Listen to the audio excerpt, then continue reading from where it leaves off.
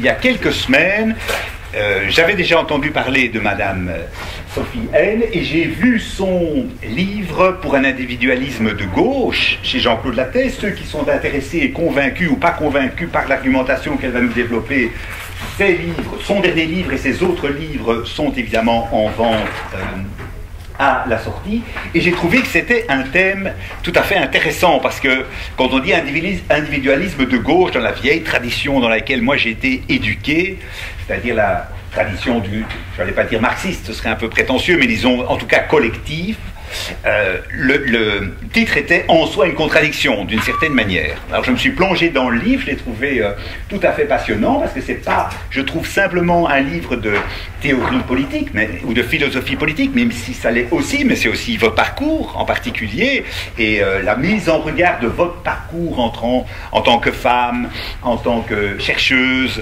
par rapport aux différentes théories politiques et à l'état du monde aujourd'hui. J'ai trouvé cette confrontation entre votre expérience personnelle et, je dirais, le diagnostic intellectuel et politique que vous posiez sur le monde tout à fait passionnant. Et donc je vous remercie d'avoir eu la gentillesse d'accepter cette invitation ce soir. Alors ce que je vous propose, c'est que vous fassiez peut-être une introduction à votre livre, expliquer un petit peu quels sont les grands thèmes et les grands concepts de votre livre, et puis évidemment, c'est peut-être la partie la plus importante, qu'il y ait un dialogue sous forme de questions-réponses, mais aussi d'appréciation que vous pouvez porter sur l'accord ou le désaccord que vous pouvez avoir avec l'individualisme de gauche. Alors ma première question, directement, je vous la pose pour vous lancer.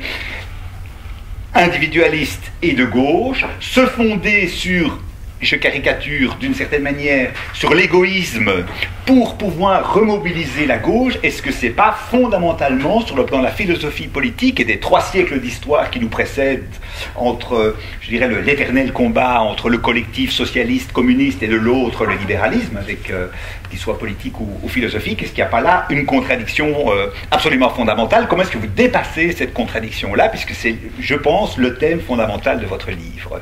Oui, tout à fait. Merci Jean, merci, c'est une très bonne introduction en effet, même si je ne vais pas tout à fait répondre à la question, parce que je pense que la réponse à cette question se situe plutôt dans mon premier ouvrage engagé, Oser penser à gauche, qui est aussi en vente à l'extérieur, dans lequel j'essaie de montrer justement qu'il y a une tradition individualiste, ou en tout cas que la liberté individuelle est une notion essentielle pour la gauche depuis très longtemps, même si, bon, c'est ma propre lecture aussi, mais dans cet ouvrage-là, je fais beaucoup plus un retour sur la tradition, la pensée de la gauche. Je parle un peu du marxisme, je parle beaucoup de la social-démocratie, mais dans ses versants radicaux, historiques. Donc ça, je fais beaucoup plus dans Oser penser à gauche. Cet ouvrage-ci est vraiment ancré dans le présent, en fait. Et donc, je fais presque intentionnellement très peu référence à des auteurs classiques. Ou alors, quand je fais référence à des auteurs classiques, c'est des auteurs qui ne sont pas habituels dans la pensée de gauche. Et c'est tout à fait délibéré, parce que mon but, c'est d'essayer de créer quelque chose de nouveau, donc de contribuer au renouvellement idéologique de la gauche. Mais je vais quand même enchaîner sur ce que vous m'avez...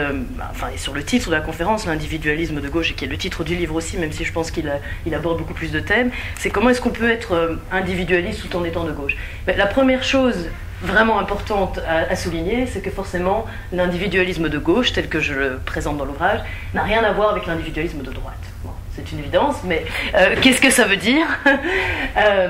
Et d'ailleurs, c'est important de commencer comme ça, le néolibéralisme est clairement... bon, j'allais dire révolu, c'est peut-être un petit peu ambitieux, mais le néolibéralisme triomphant, en tout cas, on peut dire qu'il est de plus en plus dépassé. Pas seulement parce que Margaret Thatcher est décédée, mais aussi à cause du contexte structurel dans lequel on se trouve. Alors, en quoi l'individualisme de gauche se distingue de l'individualisme de droite? La première grosse différence, c'est dans la manière d'appréhender l'individu, plutôt comme un facteur explicatif des rapports sociaux et de la société, ou comme un objectif du projet de société, du projet politique qu'on propose. Donc moi, quand je parle d'individualisme, c'est clairement sur le plan prescriptif, propositionnel. Alors que quand on est individualiste et de droite, et c'est le cas de la plupart des penseurs qui ont inspiré le néolibéralisme, que ce soit Hayek, Friedman, Ayn Rand et les hommes politiques de droite, ou c'est le cas aussi de certains penseurs ou acteurs politiques se disant de gauche, mais qui ont évolué de plus en plus à droite dans leur politique. Dans ce cas-là, l'individu est perçu comme le facteur explicatif du social. Et donc on tombe dans cette approche individualiste de droite, dans une sorte d'individualisme méthodologique. Excusez-moi pour le terme un peu abscon, mais vous êtes dans une enceinte universitaire, et puis vous connaissez sûrement ce terme-là. L'individualisme méthodologique, c'est l'idée selon laquelle la société s'expliquerait par l'agrégation des actions individuelles.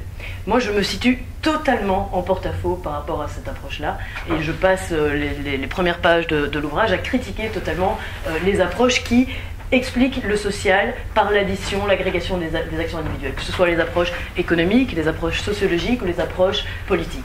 Et je parle pas mal de l'approche de la vision néoclassique, qui clairement explique les phénomènes socio-économiques par l'addition d'acteurs individuels perçus comme rationnels et déjà libres. Ça, c'est une autre question que j'aborderai dans un moment.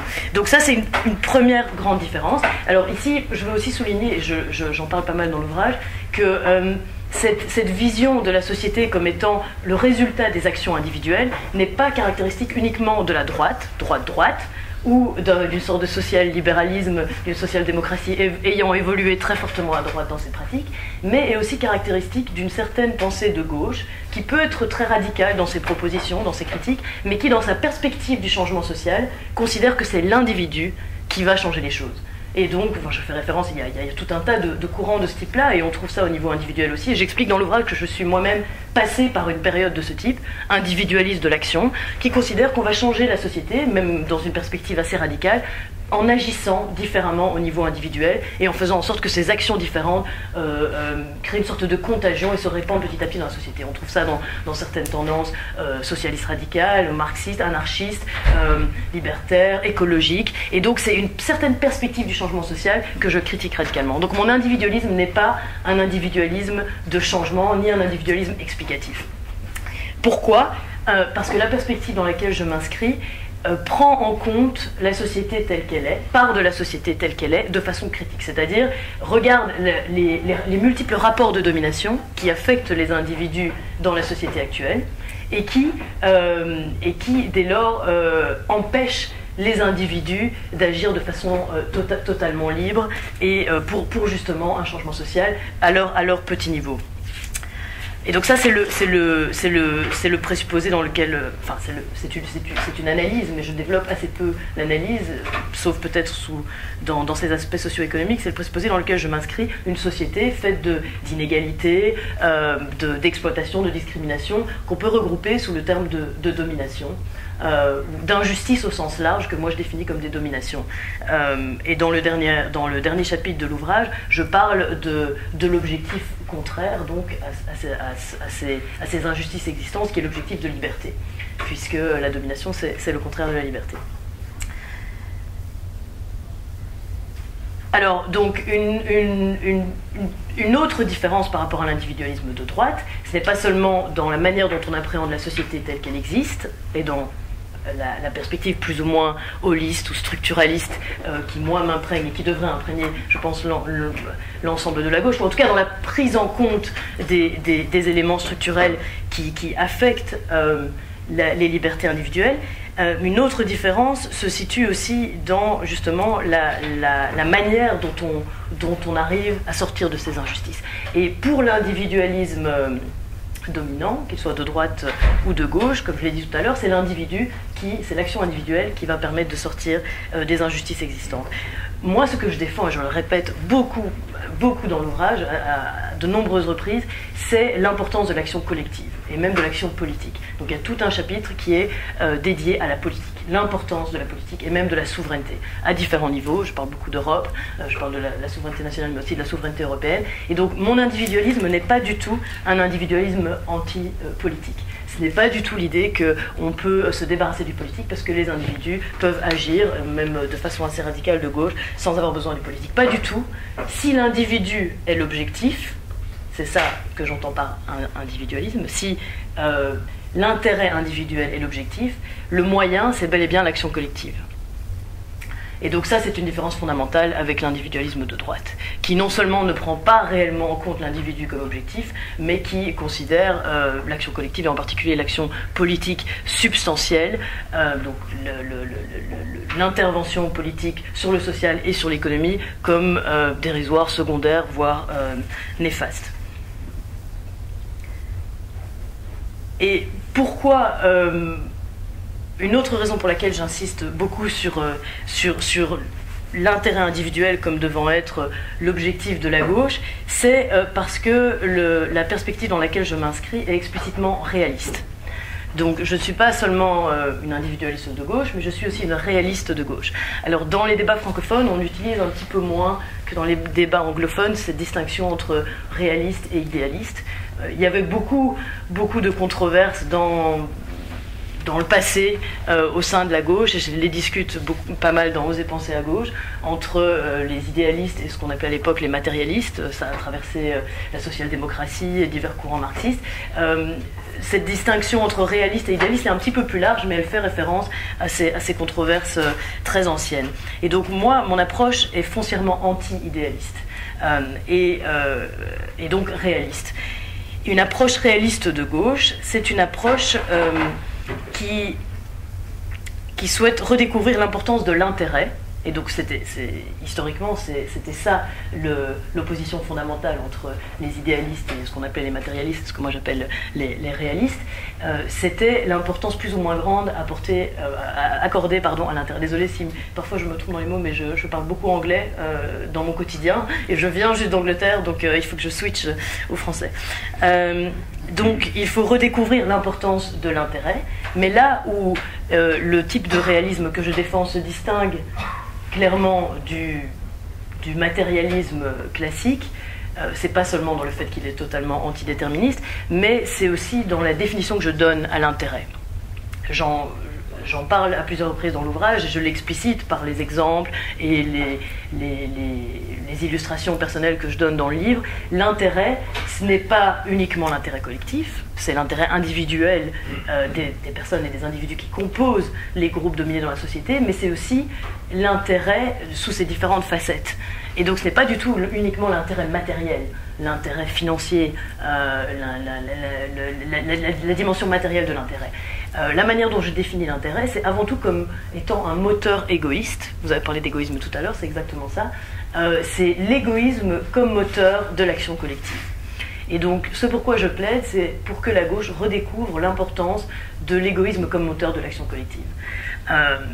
Et donc, c'est ce qui permet de dépasser ce paradoxe, qui est que voilà, si on parle d'individu, ben alors on reste rivé sur l'individu et on abandonne l'action collective. En tout cas, c'est l'idée que la plupart des gens en ont. Non, pas du tout, parce que c'est justement en parlant aux individus tels qu'ils sont, et donc aussi aux individus dans leur dimension égoïste, qu'on peut arriver à relancer l'action collective. Alors je m'attends à ce qu'il y ait beaucoup de contradictions et beaucoup de questions sur cette partie-là de l'ouvrage. Je passe quand même beaucoup de temps à discuter de l'égoïsme et de l'altruisme dans les comportements humains, et en particulier dans l'action collective, parce que je suis face à un public manifestement de gauche, probablement assez à gauche, assez militant, et que c'est une idée reçue au sein des militants de gauche que c'est l'altruisme, ou en tout cas le désintéressement qui est premier dans l'engagement militant, ou dans l'engagement du citoyen, dans le vote même, et même dans l'action des politiques, des hommes et des femmes politiques de gauche. Moi je suis totalement opposé à cette approche-là, pas pour des raisons de principe, mais par réalisme, justement. Je cite quelques études, même si je passe pas énormément de temps à faire de l'analyse, et je fais plutôt de la proposition dans l'ouvrage. Et mon ouvrage est vraiment un appel à ce que la gauche perçoive les êtres humains et accepte les êtres humains tels qu'ils sont, et utilise en fait l'ensemble des dimensions de la nature humaine comme un moteur du progrès. Et j'explique, et là je me réfère quand même à pas mal d'études, j'explique dans l'ouvrage que et je pense qu'on aura des distinctions, enfin on aura pas mal de différences à ce niveau-là, que d'un point de vue anthropologique et d'un point de vue de psychologie sociale, de psychologie évolutionniste, on peut montrer que l'altruisme est tout à fait naturel, et beaucoup de penseurs et d'intellectuels de gauche font beaucoup ça pour le moment, en fait, passent énormément de temps à insister sur le caractère naturel de l'altruisme, mais que cet altruisme se développe avant tout à petite échelle, dans des rapports de proximité, dans des rapports affectifs, dans la famille par exemple, dans les rapports de réciprocité également, dans les rapports amoureux. Alors ces rapports-là évidemment peuvent se développer aussi dans des petites structures militantes, mais qui reproduisent ce schéma-là. Alors qu'au niveau collectif, on est dans une autre dimension, justement à cause de la distance, à cause de la nature différente de l'affect, parce que l'affect et l'émotion sont toujours là, sont toujours présents à quelque niveau que ce soit, mais de façon totalement différente. Et donc, au niveau collectif, le moteur égoïste, l'importance de l'intérêt individuel va beaucoup plus jouer dans la décision des acteurs. Et je parle dans l'ouvrage de l'ensemble des acteurs politiques au sens large. Le citoyen quand il vote ou quand il s'engage ou quand il verse de l'argent pour une association, le militant acharné, véritablement engagé, voire existentiel, et l'homme ou la femme politique dont c'est le métier de faire de la politique. Pour l'ensemble de ces militants-là, pour l'ensemble de ces individus-là, au niveau politique, c'est avant tout l'égoïsme qui joue et qui l'émeut. C'est ce que je défends et c'est ce sur quoi j'insiste, parce que je pense que la gauche a vraiment un problème par rapport à ça, un problème presque existentiel, presque moral, parce que la gauche est engluée dans la morale, dans le moralisme, et c'est totalement contre-productif selon moi.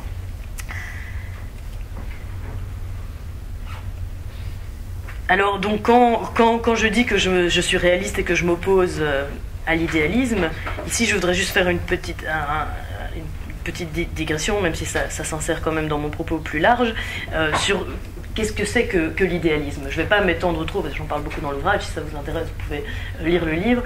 L'idéalisme, en fait, on peut le résumer, donc, si on regarde ce que c'est que l'idéalisme dans une approche vraiment d'histoire, des idéaux de philosophie politique, l'idéalisme prend se retrouve sous deux formes qui sont très présentes aujourd'hui à gauche. D'une part, un idéalisme de type expertise ou de type cognitif. C'est l'idée que ce sont les idées qui changent les choses. Les idées dans le sens de l'analyse ou des propositions adéquates. Et on trouve ce type d'idéalisme-là un peu partout dans la gauche, de la gauche la plus radicale à la gauche la plus modérée, voire à la gauche, jusqu'à la gauche la plus à droite. Et l'autre type d'idéalisme qu'on trouve à gauche, et qui souvent se superpose à cette première forme d'idéalisme, c'est un idéalisme des valeurs, un idéalisme axiologique. Donc c'est l'idéalisme c'est la perspective qui constitue, selon laquelle ce sont les idéaux de justice sociale qui permettent d'avancer vers le progrès, qui permettent de changer les choses. Donc dans les deux cas, ce sont les facteurs idéels, ideational comme ils disent en anglais, les facteurs purement idéels qui changent les choses, que ce soit les idées, l'analyse ou les valeurs. Et il s'agit presque de conférer un pouvoir magique aux valeurs ou aux idées ou à l'analyse de changer la société. Et on trouve ce genre de dérive de nouveau dans l'ensemble de la gauche, de ces tendances les plus radicales à ces tendances les plus modérées. Mon approche réaliste, si elle donne beaucoup d'importance aux idées, c'est dans une perspective totalement différente. Bon, j'écris des livres, j'écris des articles, je donne des conférences, donc bien entendu, je pense que les idées et l'idéologie, même plus spécifiquement, sont absolument essentielles, en particulier pour la gauche. Mais c'est pas du tout dans la même perspective. C'est pas du tout ni par amour des idées en soi, parce que je trouverais ça beau, voilà, que je me répéterais tous les soirs telles idées, par exemple la liberté, dans le dernier ouvrage, c'est une très belle idée en effet, mais c'est pas par amour de certaines idées, c'est pas non plus par croyance, par foi dans le pouvoir intrinsèque de changement social des idées, c'est dans une optique finalement assez instrumentale, mais qui n'est pas aussi instrumentale que l'approche marxiste classique l'était par rapport aux idées, dans ces perspectives révolutionnaires en particulier, parce qu'il y a une sincérité et il y a une authenticité dans la défense des idées. Donc, mais le réalisme que je préconise, le réalisme du changement social que je préconise, suppose que l'idéologie n'est utile qu'à partir du moment où elle suscite des mobilisations. Et les mobilisations ne peuvent être suscitées que si l'idéologie, ou utilisons un terme plus neutre, le projet politique permet de rencontrer les intérêts, ou donne en tout cas l'impression, ou crée le sentiment et la perception que les intérêts des individus concernés seront défendus par ce projet et par cette idéologie. Et bien entendu, comme je le disais, pour moi l'intérêt n'est pas une sorte de gros magma indifférencié, et c'est pas juste un intérêt matériel, c'est l'intérêt de l'ensemble des individus qui composent les groupes dominés, les groupes qui subissent des injustices, les groupes défavorisés. Et donc on ne peut pas, quand on est de gauche, concevoir un projet de société ou une idéologie de façon comme ça, complètement éthérée, complètement idéaliste, dans le sens que je viens de définir. On doit absolument tout le temps réfléchir à la capacité de nos idées de convaincre et de rencontrer et de faire écho aux intérêts des citoyens tels qu'ils existent, des individus tels qu'ils existent, et pas seulement des militants existentiels, des militants acharnés qui sont déjà là, mais aussi de ceux qui ne sont pas là et qu'il s'agit de convaincre justement. Et c'est pour ça que le projet de société qu'on doit défendre quand on est de gauche doit proposer une perspective qui réponde à la manière dont les intérêts sont aujourd'hui perçus. Mon interprétation à moi, qui est bien sûr une lecture personnelle, et j'ai peut-être totalement tort, c'est que aujourd'hui la plupart des individus perçoivent les injustices qu'ils subissent comme des dominations, et qu'un projet de société, un projet alternatif axé sur la liberté, permettrait de faire écho aux intérêts de ces individus qui sont dominés.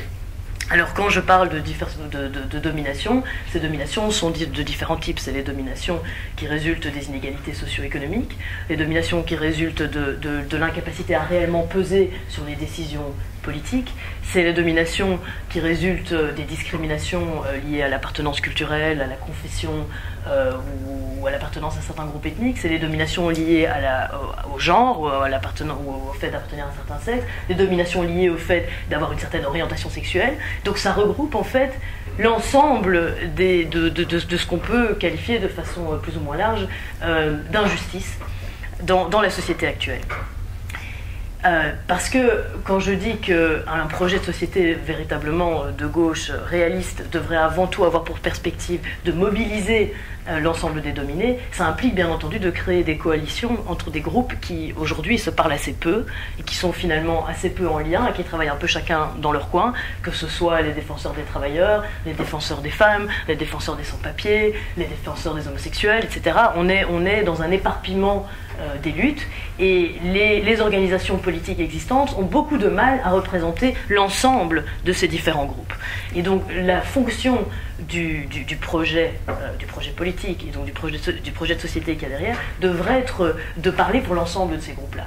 Et toute la question, et ce qui différencie aujourd'hui les intellectuels de gauche, c'est de savoir quel est le principe, ou quels sont les principes articulés de façon cohérente qui vont parler à l'ensemble de ces groupes-là. Moi, je propose le principe de liberté, que je définis d'une certaine manière, de la façon la plus ouverte possible, et avec des conséquences bien spécifiques sur l'appréhension du politique. D'autres proposent d'autres principes.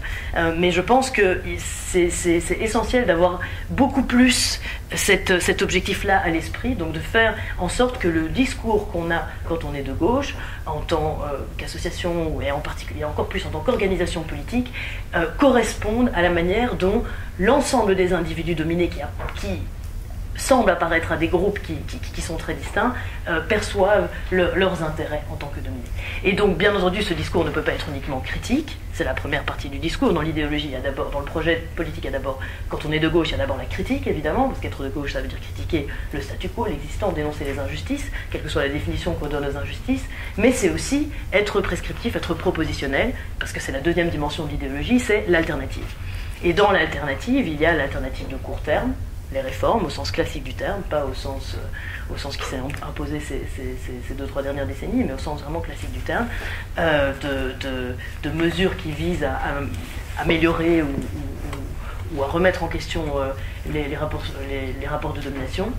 Et puis l'alternative de long terme, et ça c'est la dimension utopique du projet. Mon ouvrage se réfère beaucoup plus à la dimension utopique, mais il englobe quand même les autres dimensions, la dimension critique et la dimension alternative de court terme. Et donc c'est dans cette perspective-là que selon moi il faut être réaliste. C'est donc penser des principes qui puissent, dans ces trois dimensions-là du projet, encore à construire et à reconstruire, parce que je pense que la gauche n'en a pas pour le moment, rencontrer vraiment l'intérêt de la majorité des individus en situation d'injustice. Alors, je pense que j'ai déjà parlé pas mal de temps, donc là je parle beaucoup des présupposés en fait.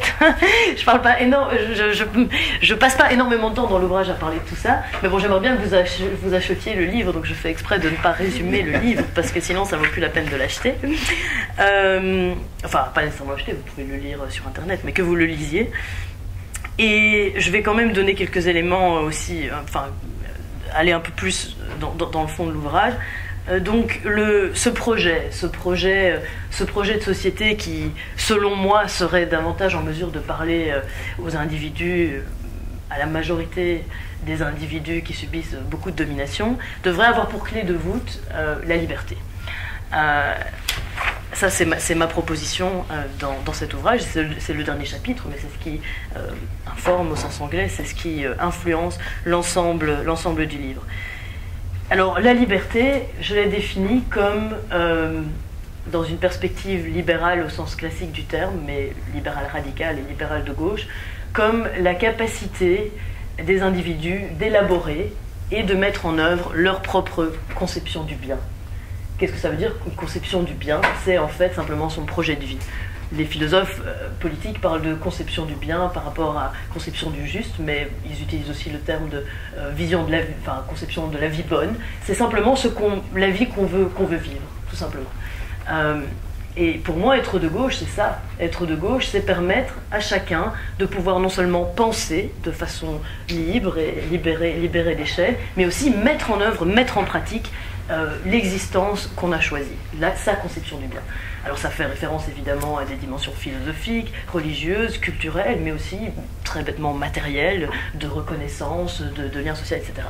La manière dont je définis la liberté, et je passe pas mal de temps là-dessus dans le livre, est très ouverte. Donc je m'oppose aux approches restrictives de la liberté qui parlent de liberté et puis qui tout de suite après essaient de limiter cette liberté et de la circonscrire en disant oui, c'est important d'être libre, mais la liberté ça veut dire ça. Non, par définition, la liberté ne peut pas être définie à l'avance, sinon on tombe dans ce que les philosophes appellent le perfectionnisme, qui est, dans les dérives perfectionnistes, qui est d'imposer une conception du bien à l'ensemble de la société. Alors je le dis tout de suite, parce que je vois des regards un peu perplexes, liberté libérale, ouf, que quand je parle de liberté et de libéralisme, c'est absolument pas dans la perspective libérale dominante. Donc le libéralisme tel qu'il s'est imposé ces dernières décennies est un libéralisme beaucoup plus de droite que de gauche, surtout dans les milieux francophones, un petit peu moins dans les milieux anglo-saxons, même si c'est le cas aussi. On a vraiment perdu la tradition libérale et surtout on a cessé de chercher et de la développer, la tradition libérale de gauche, la tradition libérale radicale. Et dans cette perspective dominante du libéralisme, il y a une sorte d'amalgame entre les dimensions économiques, politiques et philosophiques du libéralisme. Alors que ces dimensions sont totalement distinctes, conceptuellement, dans les discours des acteurs politiques, tout le temps, elles sont totalement distinctes, et en pratique. Et je pense qu'elles doivent être distinguées. Quand on est de gauche, on ne peut pas absorber de façon acritique les postulats du libéralisme économique, par exemple. Ça ne veut pas dire qu'on doit être totalement en rejet par rapport à toutes les dimensions du libéralisme économique, mais en tout cas, on ne peut pas considérer que c'est intrinsèquement lié au reste du libéralisme. Donc moi, ce que je défends, c'est un libéralisme avant tout politique et philosophique, très critique de l'orthodoxie économique, mais même dans le libéralisme politique et philosophique, il y a eu une sorte d'hégémonie qui s'est imposée petit à petit dans la pensée et qui reflète aussi une vision dominante dans pas mal de milieux de gauche, et la pensée de John Rawls l'incarne très bien. Et moi j'aime beaucoup de choses chez Rawls, mais clairement, il incarne une sorte de dérive du libéralisme politique et philosophique qui est la conséquence du tournant culturel à partir des années 70 et 80, un tournant culturel donc qui a eu pour conséquence qu'à droite comme à gauche, on a fini par percevoir l'ensemble des problèmes sociétaux, l'ensemble des problèmes sociaux comme des problèmes culturels. Et c'est beaucoup plus, ou des problèmes identitaires. C'est beaucoup plus fort dans le milieu anglo-saxon, mais c'est aussi le cas dans les milieux francophones. Et moi, le libéralisme que je défends, ce n'est pas un libéralisme qui met avant tout la diversité ou la tolérance à l'avant-plan. Bien entendu, la diversité et la tolérance sont très importants. Je discute beaucoup de la question de l'identité et de comment justement articuler tout ça. Mais c'est avant tout un libéralisme de la liberté. Et les premiers penseurs libéraux étaient des penseurs de la liberté, bien plus que des penseurs de la diversité ou de la tolérance. Et ça, il faut lire Rawls pour voir justement ce glissement, parce qu'il l'explique vraiment bien. C'est absolument fondamental pour moi. Donc c'est un libéralisme de la liberté qui vise à permettre à chacun d'être réellement libre. Je ne vais peut-être pas rentrer dans tous les détails de la manière dont je perçois la liberté, parce que ça risquerait d'être peut-être un peu long. Donc j'explique simplement que ça s'oppose à toutes les formes de perfectionnisme, le perfectionnisme de l'empathie, de l'altruisme, mais aussi les perfectionnismes utilitaristes qui mettent le plaisir ou l'égoïsme à l'avant-plan. Donc ça peut paraître paradoxal, mais la liberté, la manière dont je définis la liberté est clairement anti-perfectionniste. Et donc, même si il est très probable que dans une société de liberté, la plupart des individus utilisent leur liberté de façon égoïste, en tout cas en partie, et en tout cas dans leurs actions collectives, on peut évidemment toujours admettre des exceptions. Et donc je parle beaucoup dans l'ouvrage de l'importance de ne pas tomber dans l'extrême inverse, et qui serait aussi une forme de perfectionnisme, de considérer qu'on ne peut utiliser sa liberté que pour satisfaire son intérêt individuel. Donc je distingue, ça peut vous paraître un peu complexe, mais je distingue dans le livre le maintenant du futur et de la société hypothétique. Et donc c'est vraiment un livre de mouvement en fait. C'est un livre qui vise à mettre les gens en mouvement. Et donc à partir du moment où je vise à mettre les gens en mouvement, je pars de ce qui existe, mais je parle aussi de ce qui pourrait exister. Et mon propos est légèrement distinct quand je passe d'un niveau à l'autre, notamment sur la question de la politique, et je vais en dire un mot d'ailleurs aussi. Parce que l'une des conséquences d'axer un projet de gauche sur la liberté, qui, selon moi, est le principe qui correspondrait le mieux à l'intérêt de la majorité des individus dans la société actuelle, c'est de percevoir la politique, l'action politique, la mobilisation comme la mise en place d'institutions de façon purement instrumentale. Et donc c'est aussi une critique de l'idéalisme, mais sous d'autres formes. Et là, dans le livre, je passe pas mal de temps à critiquer certaines formes de républicanisme ou certaines formes d'idéalisation de l'action collective, que ce soit l'idéalisation de la solidarité ou de l'empathie, de la coopération, comme j'en ai un petit peu parlé tout à l'heure, mais aussi l'idéalisation de la démocratie. Et ça, de nouveau, on retrouve dans différentes franges de la gauche, que ce soit la gauche qui valorise la démocratie à petite échelle, par exemple l'autogestion, ou la démocratie radicale et participative, ou la gauche qui valorise la démocratie à grande échelle au niveau de l'État, une gauche de type plus républicaine en France. Il y a beaucoup d'idéalisation de la participation civique à ces différents niveaux de la part de la gauche. Or, moi, j'insiste beaucoup dans l'ouvrage pour qu'on perçoive l'action politique au sens large, et donc aussi l'action démocratique, comme un simple moyen. Parce que si l'objectif réel, c'est la liberté, eh bien, idéaliser et survaloriser la démocratie, à petite échelle ou à grande échelle, est problématique. Parce que ça peut s'opposer à la liberté de ceux qui n'ont pas envie d'être des citoyens à temps plein, que ce soit des militants actifs dans des associations ou des organisations politiques, ou des citoyens à temps plein au niveau de la cité et de l'ensemble du pays, voire d'une suprarégion comme l'Union européenne. Et donc moi, j'appelle vraiment à ce que la gauche développe une approche beaucoup plus instrumentale du politique, qui essaie simplement de percevoir le politique comme un outil qui permet de renforcer la liberté individuelle, qui permet permet donc de renforcer, de se conformer davantage aux intérêts des individus. Et j'essaie d'esquisser une approche différente de l'Europe aussi à ce niveau-là, parce que je pense que sur la question européenne, il y a beaucoup d'idéalisme et beaucoup de perfectionnisme dans les différents camps. Or, je pense que retourner à une approche beaucoup plus froide et beaucoup plus instrumentale, qui a avant tout pour priorité l'intérêt de la majorité des citoyens, serait très très utile à cet égard-là. Alors, l'un des derniers points que je veux mentionner assez brièvement, c'est l'impact aussi que peuvent avoir ces présupposés, donc l'importance de l'intérêt individuel et du principe de liberté dans un projet de gauche renouvelé, sur le rapport à l'identité. Donc dans l'ouvrage, je critique le communautarisme, que je définis de façon très large, comme étant en fait une pensée qui vise la congruence entre politique et identité.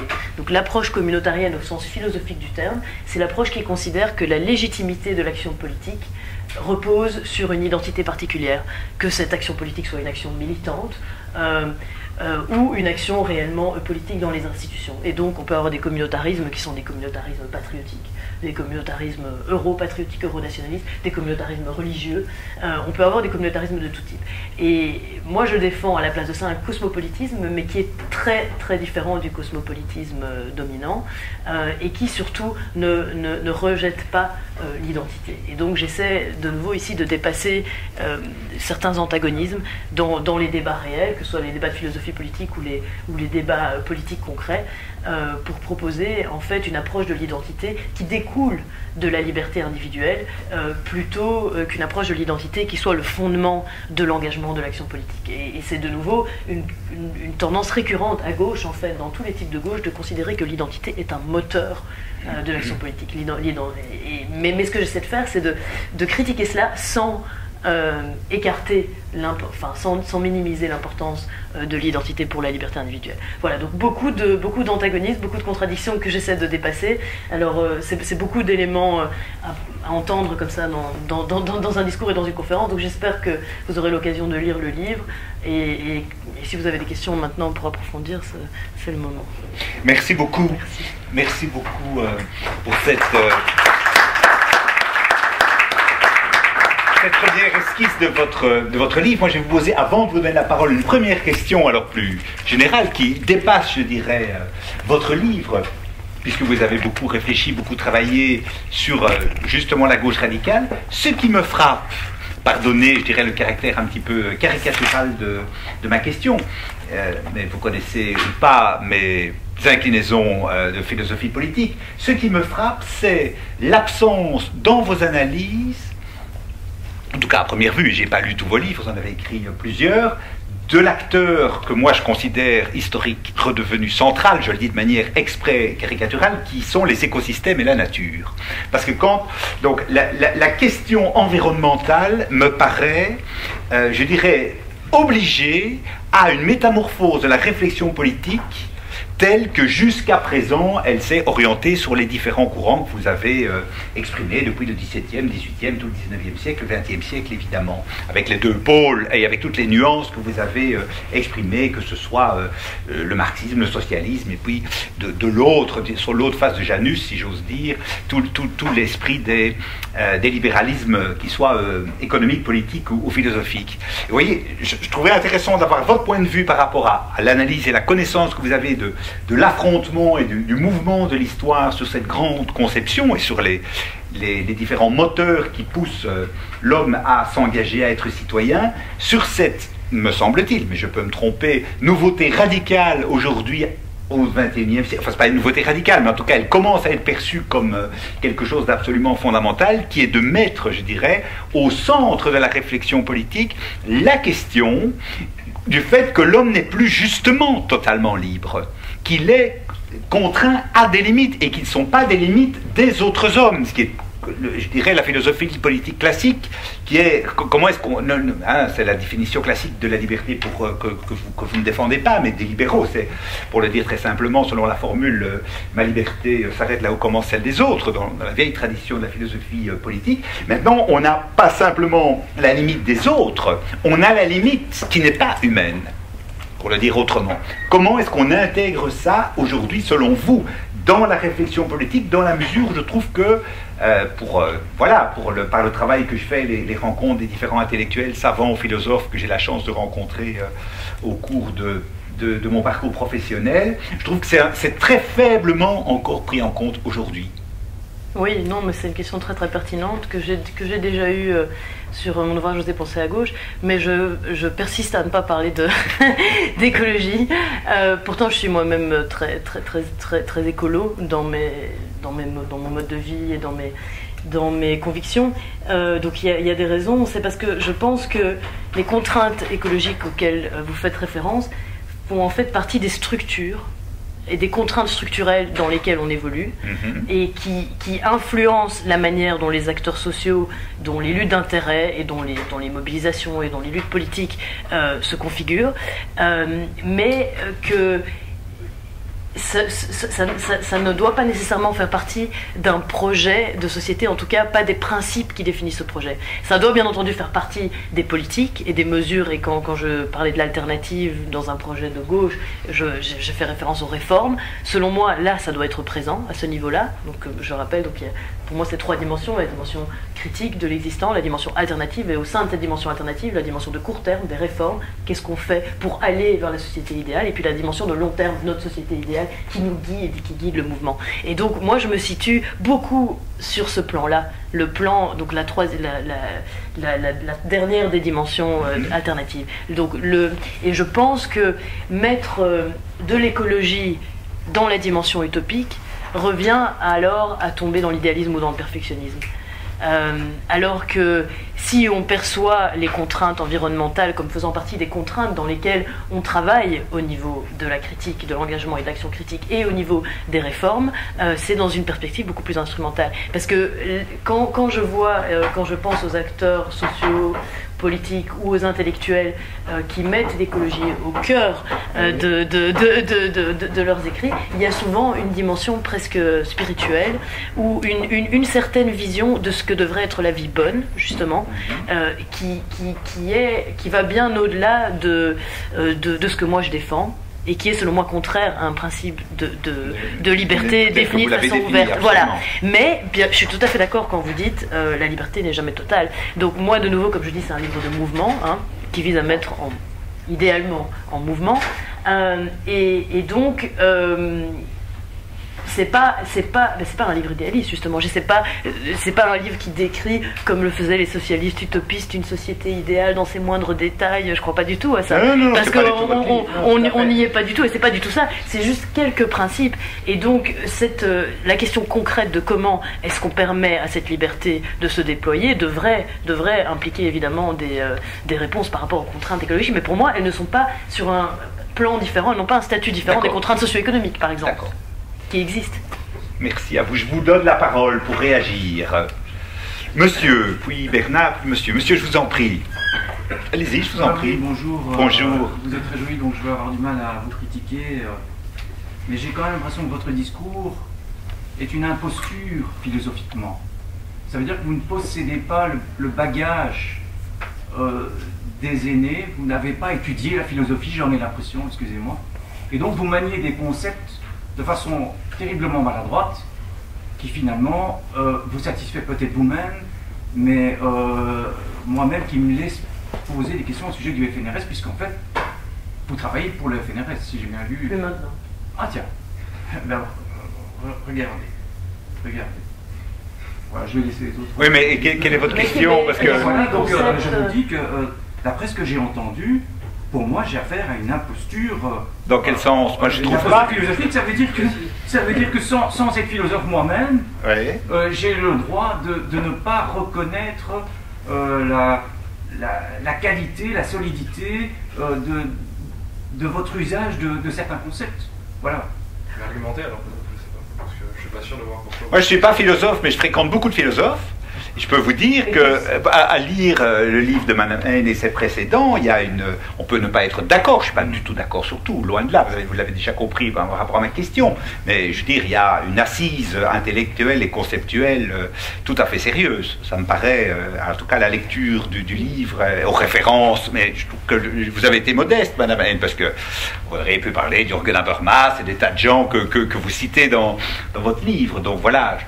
Voilà le sentiment que je vous réponds. Mais est-ce que c'est par rapport à certains points précis? Dès le départ. Et ça, je vous en prie. Voilà, ouais, c'est peut-être la forme de la conférence, c'est peut-être la forme de la conférence, et c'est sûr que voilà, on est dans une forme un peu.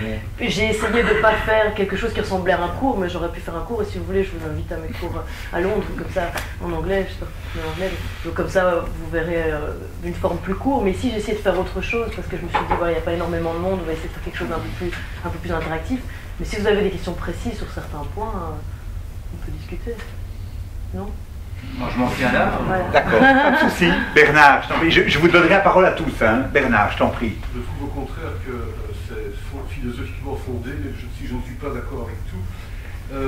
Alors, quand j'entends accepter les gens tels qu'ils sont, peut-être qu'on n'a pas le choix de faire autrement, mais comment sont les gens de la classe moyenne, par exemple, qui sont ceux qui s'engagent le plus facilement dans l'action collective actuellement? Eh bien, ils sont effectivement individualistes pour moi, dans le mauvais sens du terme. Ils font passer, à mon sens, leur intérêt à court terme avant l'intérêt à long terme. Et ils oublient un petit peu, finalement, que pour leur intérêt à long terme, ils doivent faire à court terme des efforts. Parce que Orwell a beaucoup insisté sur la notion d'effort, et même faire preuve d'abnégation. Or ça, justement, de cette espèce d'hédonisme consumériste dans lequel on est et qui touche la classe moyenne, ce sont des mots qui sont inécoutables, qu'on ne peut plus entendre dans les cercles militants. Alors qu'il y a, j'imagine, 100 ans d'ici, il était normal que tout le monde ait le sens du pouvoir et le sens de l'abnégation, aille même jusqu'au sacrifice. Alors, on peut même parler de mots aussi forts que cela. Et je pense que si nous ne parvenons pas à aplanir nos différences individuelles, dans une certaine mesure, différences individuelles qui sont plus ou moins fantasmées, plus ou moins réelles, eh bien je ne vois pas comment nous pourrons refaire du collectif. Parce que si chacun reste sur son quant à soi, comme actuellement, pour pouvoir se retirer de l'action collective quand bon lui semble, en prétextant qu'il a une différence individuelle avec les autres, bon, moi, mon cas, il est comme ceci, donc je ne vais pas à la réunion, je comprends, et c'est mon droit, et je ne me permets pas de me juger, etc. Et l'action collective devient pratiquement impossible à cause de cette tendance, est-ce qu'il faut appeler ça de l'égoïsme ou de l'individualisme? Je ne sais pas exactement. Je constate en tout cas une posture qui est très répandue dans la classe moyenne, qui est le vivier, pour le moment, le vivier où on peut recruter en principe le plus facilement des gens pour s'engager politiquement ou en tout cas associativement. Oui, merci pour cette remarque qui illustre bien les débats justement qui traversent la gauche à ce niveau-là. Il y a plusieurs points. Alors bon, quand vous parlez de l'abnégation ou de sacrifice, c'est précisément ce genre de posture de gauche que j'attaque dans le livre, donc vous vous retrouverez comme étant du côté de ceux que j'attaque probablement, mais pas totalement, peut-être pas sur la fin. Parce que je ne nie pas que ce soit un moteur d'engagement pour beaucoup de gens, encore maintenant. Mais qu'en effet, ça n'est pas pour la majorité des gens. Simplement, mon diagnostic est le même, mais mes propositions pour sortir de ce problème-là sont très différentes. À partir du moment où je ne pense pas qu'on puisse aller à l'encontre de ce que les individus sont. Non, mon diagnostic est légèrement différent aussi en fait. Parce que ce que vous appelez de l'égoïsme ou de l'individualisme dans les modes d'action, le fait que chacun se replie sur soi, et ça c'est un fait, la plupart des études sociologiques le montrent, et des études politologiques, il y a très peu d'engagement, il y a de moins en moins d'engagement, que ce soit dans les syndicats, dans les partis politiques, il y a un vieillissement des personnes qui s'engagent, et il y a simplement de moins en moins d'engagement, donc ça c'est un fait. Mais pour moi, ce n'est pas attribuable à de l'égoïsme nécessairement, c'est avant tout attribuable à du désenchantement et à la perception que la plupart des gens ont que leur engagement ne sert à rien Et donc j'ai simplement, bon, il y a quand même un postulat anthropologique derrière qui est que pour moi l'égoïsme n'est pas un problème, déjà. Et que je pense que dans votre analyse aussi des mouvements sociaux, dans la perception que vous avez de l'évolution historique des mouvements sociaux, vous donnez peut-être beaucoup d'importance à l'abnégation et au sacrifice, alors que c'était peut-être le moteur d'action des héros, des militants existentiels, des leaders, de la minorité qui portait voilà, l'ensemble des mouvements, mais que ce soit dans les syndicats ou dans les partis politiques, je pense que, ou dans le gros des citoyens, je pense que la majorité des gens s'est toujours engagée par intérêt personnel. Et donc c'est aussi une lecture différente de l'histoire et des mouvements sociaux et des raisons qui poussent à l'engagement. Mais même donc si on accepte qu'il y a un désengagement, ce n'est pas nécessairement selon moi à cause d'un égoïsme qui aurait cru, parce que je pense que la différence entre, l'importance respective de l'égoïsme et de l'altruisme ne change pas fondamentalement. Je crois en la nature humaine, donc ça c'est peut-être une différence aussi. Je ne crois pas que comme solution on puisse essayer de changer. On doit essayer de changer les individus, donc aller à l'encontre justement de ce que les êtres humains sont, parce que je pense qu'ils resteront ce qu'ils sont, mais qu'on doit utiliser ces forces motrices qui sont l'altruisme et l'égoïsme, mais aussi beaucoup l'égoïsme, comme justement quelque chose permettant de propulser et de faire avancer le progrès, plutôt que comme un frein. Et je pense qu'il y a quand même, oui, comme je le disais, il y a quand même une grosse erreur d'analyse là-dedans en fait. L'idée que voilà, que c'est l'égoïsme qui empêche la gauche de recruter, qui empêche, je pense que non, je pense que c'est la déception et que c'est l'impression que les gens ont l'impression tout simplement que les politiques de gauche ne répondent pas à leurs intérêts, définis dans le sens large que j'ai défini précédemment. Donc là, on n'a pas la même analyse, ça c'est sûr. Bernard Legros, qui est par ailleurs auteur avec moi d'un excellent livre. Ah oui, d'accord, je me disais, l'intérêt, hein. Pierre Bourdieu disait le plus grand intérêt c'est le désintérêt, c'est l'intérêt du désintérêt. Enfin, le plus grand intérêt c'est l'intérêt du désintérêt. Je vous en prie. Merci et bonjour. Bonjour. Je rejoins assez bien en fait la remarque du précédent questionneur. En fait, j'ai lu votre bouquin. Vous savez, j'ai aussi lu le précédent, Oser penser à gauche. J'ai envie de poser 1000 questions, je vais essayer de me restreindre sur un point bien précis, qui est celui de la morale en fait. Parce que vous combattez de manière assez féroce et assez. Vous dites clairement que vous êtes contre une vision moraliste de la vie. Vous nous expliquez qu'on ne peut pas donner un contenu à la liberté en défendant la liberté en elle-même parce que c'est du perfectionnisme, c'est ce que vous appelez ça. Mais est-ce que votre pensée n'est pas elle-même perfectionniste je fais un présupposé si vous voulez. Parce que dans votre livre, vous défendez, vous prenez beaucoup d'exemples qui sont liés notamment au féminisme, qui sont liés au combat des femmes pour avoir une égalité des droits. Mais justement, moi ce que j'ai trouvé intéressant dans votre livre, c'est que le féminisme que vous défendez, c'est pas seulement un féminisme des droits, parce que le féminisme des droits, il est déjà quasiment acquis. Dans les droits en eux-mêmes, il y a déjà une égalité, en tout cas je parle pour l'Europe occidentale, qui est déjà extrêmement poussée. Or, il y a toujours un traitement des femmes qui est différent. C'est une donnée sociologique. Et dans votre livre, quand par exemple vous parlez du voile, vous dites, voilà, il y a des attitudes anthropologiques par rapport à la culture occidentale qui sont différentes. Et si vous-même n'étiez pas perfectionniste, vous ne devriez pas donner votre avis sur la question. Vous ne devriez pas dire la liberté des femmes, ça va être de se voiler ou de ne pas se voiler. Or, dans le livre, vous dites que on ne devrait pas répondre à la culture du narcissisme par un retrait. Sous-entendu, on ne doit pas répondre. Je dois lire la phrase. Oui. C'est pas tout à fait ça. C'est plus subtil. Non, je sais ce que j'ai écrit. En tout cas, je non. Une lecture qui peut être très subtile. Oui, non, mais c'est très intéressant de quelqu'un qui a lu. Actuellement. Parlez bien fort.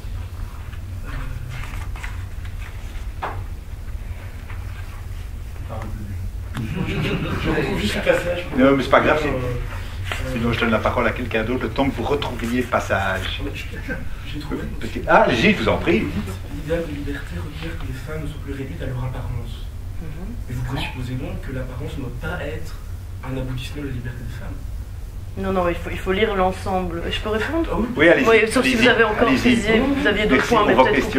Voilà. Non, mais merci beaucoup pour cette question. Non, en fait, sur cette question de l'apparence, qui est donc pour ceux qui n'ont pas lu, dans l'ouvrage, il y a deux parties sur le féminisme, une partie plutôt critique et une partie plus alternative, et que je présente comme des illustrations en tant que femme, donc inspirée de mon vécu personnel, mais aussi de mes lectures, de l'importance de l'intérêt individuel. Donc dans l'ouvrage, ça a oui, c'est dans une approche un petit peu instrumentale, c'est pour illustrer le fait que moi-même j'ai un intérêt à m'engager. Mon intérêt principal, c'est mon intérêt en tant que femme. Et donc j'explique différents problèmes, différentes discriminations, différentes injustices que les femmes subissent, notamment la réduction à leur apparence. Et je propose certaines alternatives. Et donc il faut lire les deux parties, il faut presque que vous sautiez les passages entre et que vous lisiez la partie critique sur l'apparence et puis la partie alternative pour comprendre vraiment mon propos. Parce que... Je le comprends bien, vous proposez des alternatives. Non, mais sur la question... La liberté.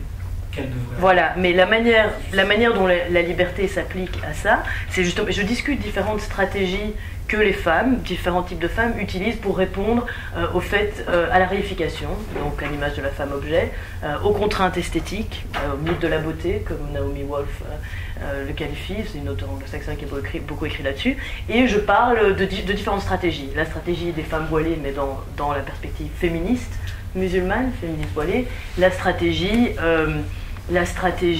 des femmes qui refusent, qui refusent totalement, je la mentionne très très vite, mais attendez, se voiler, parce que le problème c'est que j'ai écrit un article récemment là-dessus, et maintenant je ne sais plus, c'est la stratégie des femmes, oui, qui décident plutôt de s'afficher, justement, comme étant dévoilées, et là, bon, je parle pas des femmes, mais je parle des sloth walks, donc les marches de salopes, je ne sais pas si vous en aviez entendu parler, mais donc qui en fait retournent le stigmate, donc qui considère que voilà, on nous considère comme des salopes quand on s'habille comme ci ou comme ça, et ben on va adopter cette attitude-là de façon affirmée. Les femmes vont encore plus loin puisqu'elles utilisent la nudité comme un outil féministe. Et dans l'ouvrage, je l'ai enlevé, mais dans mes articles, je parlais aussi de la stratégie de neutralisation adoptée par certaines féministes classiques des années 70 qui considéraient à essayer de neutraliser son apparence, donc en gros s'habiller comme des hommes, même si bon, elle continue à ressembler à des femmes. Et donc, ce que je dis, c'est que toutes ces stratégies-là sont intéressantes en ce qu'elles révèlent le problème et justement la réponse à cette réification permanente. Mais qu'aucune d'entre elles, c'est ce que je dis, qu'aucune d'entre elles ne permet réellement la liberté totale à partir du moment où ces contraintes sont beaucoup plus larges. Mais que la liberté, ce serait de pouvoir s'habiller, se dévoiler, se voiler, évidemment peut-être pas jusqu'à la nudité, surtout si, voilà. comme outil politique, je ne suis pas nécessairement totalement contre, même si je pense que c'est contre-productif, mais en tout cas, refuser en fait les normes dominantes et pour essayer de pousser la société dans son ensemble, les hommes comme les femmes, à percevoir les femmes comme des individus avant tout, plutôt que de les réduire à leur apparence, et en particulier de les réduire à une apparence très fortement sexualisée ou érotisée. Et donc la liberté, justement, devrait permettre l'ensemble de ces attitudes. Le problème, et je le dis, même si je ne m'étends pas énormément là-dessus, c'est que cette liberté dans la société actuelle n'est pas possible, à partir du moment où ce regard extérieur est toujours là. Et donc c'est comme si les femmes étaient totalement, quand elles adoptent ce genre de stratégie, étaient totalement dans un carcan. Et donc elles pouvaient se voiler, se dévoiler, se neutraliser, ça ne changeait rien, ça reste quand même toujours... elles restent quand même toujours victimes des stéréotypes dominants. Donc c'était ça mon propos résumé de façon très très très brève. Mais donc il faut peut-être relire la critique et puis l'alternative, tout ensemble. Merci madame. Il y a beaucoup de gens qui veulent poser des questions, donc je vous demande juste si vous avez la gentillesse de répondre pas trop pour pouvoir donner la parole à tout le monde. Ouais. Monsieur Wilgos, j'ai noté tous les gens qui voulaient s'exprimer. Je en profite pour remercier les étudiants du Cercle du Libre Examen de l'ULB qui ont eu la gentillesse de s'associer en partenariat avec le PAC pour cette soirée. Monsieur Wilgos, je vous en prie. Alors je vais y aller. Je vais commencer par déjà un peu sur la garonnerie, c'est-à-dire que j'ai quand même apprécié cet ouvrage, j'ai lu en entier, enfin presque, juste la dernière page que je n'ai pas eu le temps de terminer. Je pense que ça démontre de manière assez éloquente une certaine position à gauche, on va dire la position plutôt libérale, qui devrait, en tout cas je l'espère, provoquer un débat fécond au sein de la gauche. Maintenant, la flagornerie étant terminée, je vais en venir à mes remarques. Premièrement, bon, comme ça a été déjà assez bien noté durant toute la conférence, le livre démontre, on va dire, les idées d'altruisme et d'empathie, tout en mettant en avant l'intérêt et l'égoïsme. J'ai même trouvé une citation assez révélatrice, page 206, où vous dites « J'ai déjà remarqué que la gauche avait une fâcheuse tendance à insister sur l'entraide ou la coopération comme moyen privilégié pour améliorer la société. » Alors, moi j'ai peut-être déjà une remarque à ce niveau-là, c'est-à-dire que Si on regarde par exemple historiquement les mouvements qui ont véritablement réussi à changer les choses, qui se sont déjà mobilisés pour changer les choses, c'était non pas de manière totalement intéressée, c'était pas des individus, on va dire pulvérisés, qui se réunissaient parce qu'ils avaient un intérêt particulier, mais c'était plutôt une sorte de révolte communautaire, c'est-à-dire une révolte morale. C'était les ludiques qui s'indignaient contre l'industrialisation, c'était les communards de Paris qui se révoltaient par patriotisme contre l'invasion prussienne. Et il y a plein d'autres événements comme ça où véritablement les masses, lorsqu'elles se mobilisaient, le faisaient au nom d'idéaux, c'est-à-dire de choses qui les poussaient au sacrifice. Vous dites que finalement la nature humaine est telle que le sacrifice n'est pas si important, même historiquement, mais quand on regarde évidemment les événements positifs mais aussi négatifs comme la guerre, on voit bien que le sacrifice était bien plus important à une époque, parce que les gens justement avaient tellement ce sentiment-là de devoir qu'ils allaient jusqu'à la mort. Et en masse, c'était pas juste quelques individus héroïques, c'était vraiment des masses entières qui allaient soit, je ne sais pas moi, à Valmy pour combattre les envahisseurs. Soit, à Verdun, puisqu'on va... C'était aussi, voilà, c'était 14-18 aussi, c'était les tranchées, c'était les gens qui allaient se tuer véritablement. Ça, on n'arrive plus à le concevoir aujourd'hui, j'ai l'impression. Donc, vous avez dit au début de la conférence que vous regardez la société de façon critique. Et pourtant, je trouve que vous revalorisez des valeurs, enfin en tout cas des formes de valeurs qui sont assez dominantes dans la société aujourd'hui, c'est-à-dire l'égoïsme, l'intérêt, l'individualisme.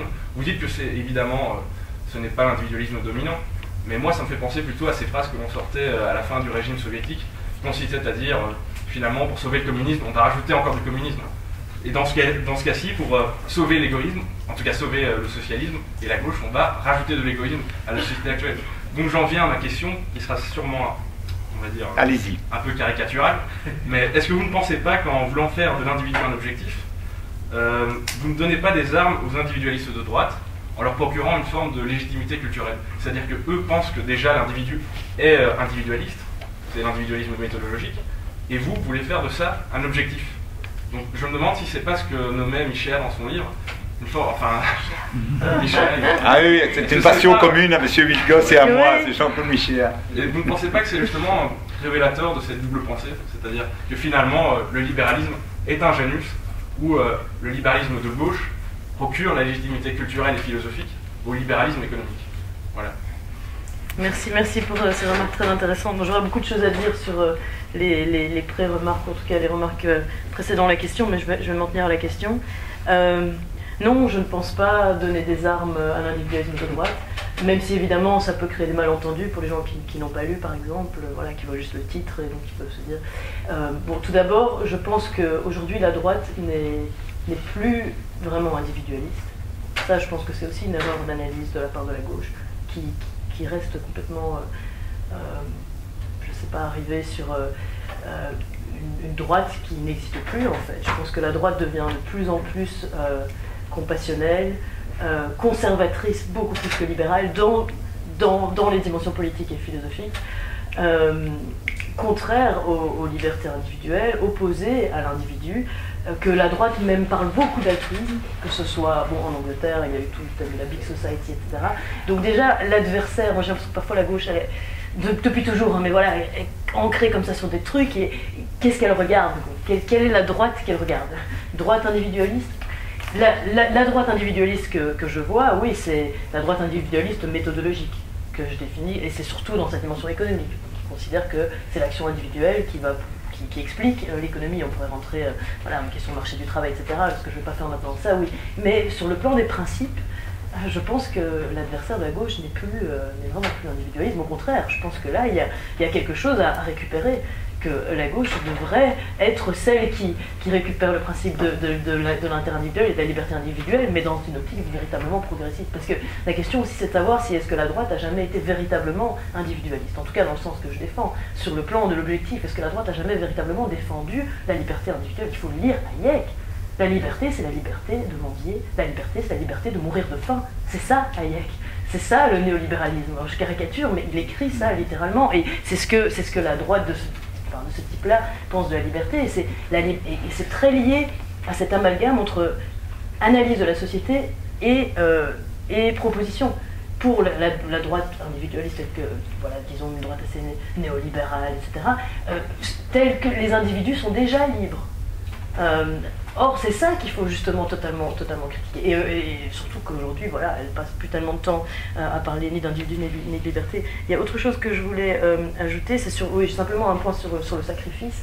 Je vois bien ce que vous voulez dire, mais je pense que non seulement, comme je l'ai dit tout à l'heure, en réponse à la précédente remarque, je ne pense pas que les grands mouvements d'engagement de masse aient été suscités uniquement par du désintéressement, de l'abnégation, du sacrifice, etc. Mais je pense que quand ça a été le cas, ce n'était pas une bonne chose. Donc là, il y a peut-être vraiment des présupposés totalement différents. Je suis contre le sacrifice, je suis jusqu'à la mort totalement contre. Et ça, en effet, c'est peut-être une approche différente de la gauche. Et la plupart des exemples que vous citez, bon, à part évidemment ceux de la résistance, sont des exemples, enfin je n'ai pas beaucoup écouté parce que j'étais en train d'écrire, mais je pense que souvent quand on parle de sacrifice jusqu'à la mort, c'est pour défendre la patrie. C'est beaucoup plus que pour défendre ses intérêts en tant qu'individu ou en tant que groupe. Et or, moi je l'ai dit, je ne crois pas à la patrie, enfin dans ce sens-là en tout cas. Je pense qu'on a tout à fait le droit au niveau individuel d'être très patriotique et d'être régionaliste et de soutenir sa Flandre, de soutenir Barcelone et de soutenir Madrid, de soutenir la République française, etc. Mais j'ai vraiment beaucoup de problèmes avec la gauche qui fait de ça le moteur de l'engagement. Parce que je pense que, j'ai pas du tout eu le temps de développer ma critique du communautarisme, notamment du patriotisme, mais je pense que c'est très contraire à la liberté individuelle, qu'il y a énormément de dérives en fait dans les discours identitaires. Je sais pas si vous faisiez référence aux discours identitaires qui sont liés à... Parce que très souvent quand on parle de sacrifice et d'abnégation, jusqu'à la mort notamment, c'est quand c'est lié à une approche identitaire. C'est un point de votre livre que moi je partage tout à fait, votre analyse du rapport identité, souveraineté, etc. Je trouve très intéressant. Il y a beaucoup de gens qui veulent... Une toute petite remarque. Oui. C'était en fait ma remarque, c'était surtout pour vous demander si, pour vous montrer que finalement cette nature humaine que vous avez mis en avant n'était pas fixe, c'est-à-dire on peut, si ça existait avant, on peut changer les choses aussi, je pense. C'est-à-dire qu'on peut essayer de faire en sorte que les gens soient plus poussés par les motivations altruistes et sacrificielles, si vous voulez. C'est ça que je veux dire par là. C'est-à-dire comme ça a été le cas avant. C'est un débat. C'est pour ça que votre livre est dans l'ouvrage, en fait, je parle énormément d'altruisme. Du côté naturel de l'altruisme. Donc l'altruisme, elle.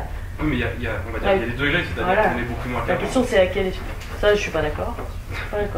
C'est pour ça que le livre est intéressant, parce qu'il suscite... En tout cas, les études ne montrent pas qu'on est moins altruiste qu'avant. Je vous en prie. Madame, excusez-moi, il y a beaucoup de gens qui demandent... Je vous en prie. Je voulais rebondir, parce que moi j'avais rencontré Sophie après son premier ouvrage. Et je l'ai rencontrée sans savoir que c'était elle qui avait écrit son premier ouvrage, qui m'avait rendu fou. Dans le bon sens ou dans assez le mauvais sens, parce que, bon, j'avais pas la même lecture qu'elle, et on en a discuté. Et ce qui m'a amusé aussi, c'est que la personne qui l'a interrogée, l'a commencé par un enfermement, ce qu'elle n'a pas dit. Elle parle de domination, mais elle parle aussi beaucoup d'enfermement. Et cette notion, je trouve qu'elle est importante, c'est-à-dire qu'on peut parler de la domination comme étant quelque chose qu'on a, une chape sur laquelle on emmène l'individu, et puis on peut aussi voir les conséquences qui est que la résultante, c'est un enfermement, c'est-à-dire qu'on ne s'autorise plus à. Et du coup, qu'est-ce que ça veut dire de poser la question de la liberté? Je pense que c'est ça. En fait, quand il dit par le mouvement, c'est que c'est quelque part une notion d'interrogation profonde sur qu'est-ce que c'est qu'un individu aujourd'hui, qu'est-ce que c'est que son degré de liberté dans une société où, je vais dire des gros mots aujourd'hui, mais où il n'y a plus réellement d'éducation populaire. C'est-à-dire qu'on ne peut plus situer son individu sur des valeurs. Donc on les ramène, mais elles sont complètement déconnectées. C'est ce qu'appelle, je ne sais plus combien, le sociologue américain qui a parlé de culture hors sol pour les politiques. C'est-à-dire qu'à un moment donné, on est dans un discours aujourd'hui, on est dans l'essayer de faire du collectif avec des choses qui ne sont plus connectées avec notre réalité, oui, ce que l'on vit, tout simplement, notre existence, ce qui traverse notre existence. Et donc c'est cette double question, moi, qui m'intéresse chez Sophie, c'est qu'elle prend beaucoup de risques en se mettant beaucoup en avant, parce que c'est le cri. Elle met ça en ordre parce que c'est une universitaire, et je pense qu'on n'a pas l'habitude d'avoir ce type de discours. Mais je pense qu'il est intéressant parce qu'il montre que si on était une société de gens conscients de notre liberté et du travail que nous avons à faire, du sacrifice que nous avons à faire pour arriver à être libre, son livre, on ne le ferait pas. Mais aujourd'hui, je pense, regardez puisqu'on est ici à Bruxelles, je suis français, désolé, mais c'est l'Europe, je me dis, qu'est-ce que c'est que notre être européen? Et est-ce que si on était vraiment conscient de notre existence d'Européens, avec toutes les difficultés que ça a, de chômage, de tout ce que ça emmène, est-ce qu'on abandonnerait le combat politique? Est-ce qu'on ne critiquerait pas violemment tous ceux qui parlent de souverainisme sans qualifier ce qu'il y a dedans? Voilà, je pense que c'est tout ça, moi, que je trouve dans les ouvrages de Sophie, ces questions-là. Oui, c'est un livre interpellant, c'est pour ça que je trouve qu'il était justement intéressant et qu'il sort un peu je dirais, des écrits des politologues habituels. C'est pour ça que votre livre, je trouve. Ouais. Et d'ailleurs, on le voit tout de suite. Il y a beaucoup de gens, oui, non, mais Luc. Qui définit le sacrifice comment ici? Et là, c'est ça qui m'effraie. Autant que l'abnégation. Autant on a reproché peut-être à l'âme de ne pas définir des termes philosophiques et ainsi de suite à un moment, mais le sacrifice, c'est quoi? C'est la mort? Par rapport à un intérêt quotidien? Attendez, où on va là? Ben, moi, Oui, non, mais tout à fait. je veux juste Non, c'est pour ça que je parlais d'effort. Avant de Merci, c'est plus une remarque qu'une question. Absolument, mais je vais encore donner la parole à quelques personnes, puis je vous redonne la parole, madame N, comme ça. On s'assied et tout le monde puisse s'exprimer. Jackie, puis monsieur aussi a demandé depuis longtemps. Jackie, je t'en prie. Je ne vous ai pas lu, je vous ai écouté. Vous avez parfois fait référence à la notion de progrès, qui continue à être désigné quelque part comme un objectif, tant à gauche qu'à droite, le progrès social d'un côté, le progrès économique ou matériel de l'autre. À gauche, on parle de progressiste, on parle de régressiste même, pour désigner l'autre camp. Est-ce que votre approche de l'individualisme est susceptible de remettre en question cette notion aujourd'hui, de la réfuter, de la contrecarrer, de proposer autre chose? Le progrès vers quoi? Puisque dans le progrès, on entend bien la notion de mouvement. Est-ce qu'on est déterminé à aller vers quelque chose qui est effectivement un progrès soit économique, soit social, ou au contraire, faut-il prendre en compte, comme le disait Jean, je le rejoins assez, d'autres valeurs que socio-économiques, notamment environnementales? Voilà. Est-ce que cette approche, ce que vous nous proposez, est en train de revisiter la notion de progrès? Vous voulez répondre ou vous préférez? On va prendre quelques... Je prends encore une question. Oui. Je sais bien que vous avez demandé. Non, faites à votre aise. Je vous en prie, monsieur. Oui. Et donc, je suis très sensible à votre idée de réconcilier la gauche avec l'individu. Et je me demandais s'il n'y avait pas un risque, en fondant un projet politique sur les droits et les libertés individuelles plutôt que sur les droits collectifs, est-ce qu'il n'y a pas un risque de faire perdre sa centralité au conflit social et au conflit pour la répartition des ressources, et donc à la question d'exploitation dans le système capitaliste? Et donc est-ce qu'il n'y a pas un risque par là de se couper des exploités du système économique, surtout à l'heure de la crise et à l'heure où les inégalités ou l'exploitation s'affirment de plus en plus? J'ai pas lu vos livres, donc peut-être que la question n'est pas pertinente, mais voilà. Merci beaucoup, madame Edge. Oui, prends la parole. je vais commencer dans, oui, dans, allez-y, dans ce je vous en sens-là. prie, comme vous voulez. Mais non, parce que la manière dont je défends la liberté, enfin la manière dont je définis la liberté, c'est de façon très complète. Et donc la liberté de pouvoir élaborer et mettre en œuvre sa conception du bien, ça suppose une égalisation des conditions socio-économiques. Et donc bien entendu une sortie des rapports d'exploitation et des rapports de domination socio-économique tels qu'ils existent aujourd'hui. Je commence, enfin c'est pas le tout au début de l'ouvrage, mais je parle pas mal dans l'ouvrage de la vision dominante de l'économie, et j'esquisse quelques alternatives. Donc évidemment dans une approche critique, je parle de cette vision orthodoxe de l'économie, et je parle aussi de ce qu'il faudra faire au niveau européen, mais je m'en tiens vraiment au niveau des principes, et je rentre pas dans les détails des politiques parce que c'est pas mon travail. Je suis pas une politique, et je suis pas une experte non plus. Mais pour moi, là où je me distingue peut-être d'une gauche matérialiste classique, c'est que je considère que l'égalisation, voire l'égalité socio-économique n'est absolument pas suffisante. Donc c'est l'une des conditions indispensables à la mise en œuvre de la liberté, telle que je la définis de façon ouverte, mais c'est pas du tout la seule. Parce qu'on peut très bien imaginer une société dans laquelle il y aurait une égalité socio-économique, mais qui continuerait à perpétuer diverses formes de domination qui aujourd'hui existent, les discriminations culturelles, sur base de l'adhésion une fois, de certaines fois, les discriminations liées au genre, les discriminations liées à tout un tas de choses, et donc les inégalités politiques également. Et donc ça ne suffit pas en fait, l'égalisation des conditions socio-économiques, mais c'est l'une des conditions de la liberté. Donc ça, je me situe pas du tout dans cette approche libérale qui considère que voilà, le socio-économique n'est plus important et c'est la liberté, une certaine liberté avant l'égalité. Non, l'égalité fait partie des conditions de la liberté. Est-ce que vous voulez dire, si je vous laisse après répondre à Jackie, ce que vous voulez dire, si je vous comprends bien, c'est que les conditions de votre vision d'une liberté totalement épanouie, ça présuppose que d'abord les conditions de l'égalité soient remplies. Bien entendu, et c'est pour ça qu'on a besoin du politique. C'est l'une des raisons principales pour laquelle on a besoin d'intervention et de souveraineté. Donc je ne suis pas du tout libérale politique, n'est pas absolument, mais je trouve que c'est très important. Le réhabiliter la souveraineté. Donc pour être un peu caricatural et vous relancer, au fond, pour que la liberté de chaque être humain sur cette planète puisse pleinement s'épanouir, il faudrait, par exemple, l'allocation universelle et un revenu maximum.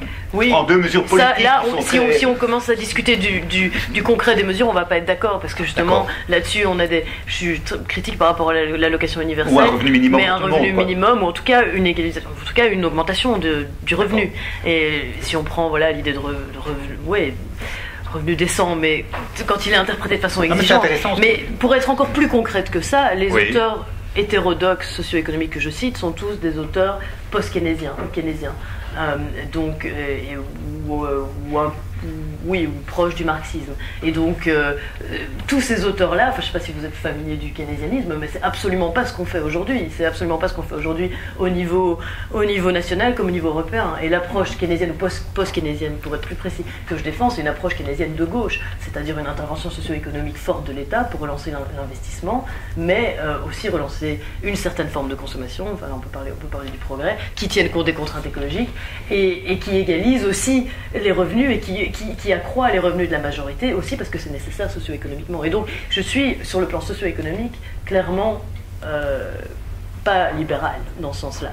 Et je considère l'égalisation des conditions socio-économiques comme une condition de la liberté réelle, de la liberté effective. On peut reprendre le terme de liberté réelle qui est quand même important dans la tradition de la social-démocratie, même si il fait surtout référence au socio-économique plutôt correct.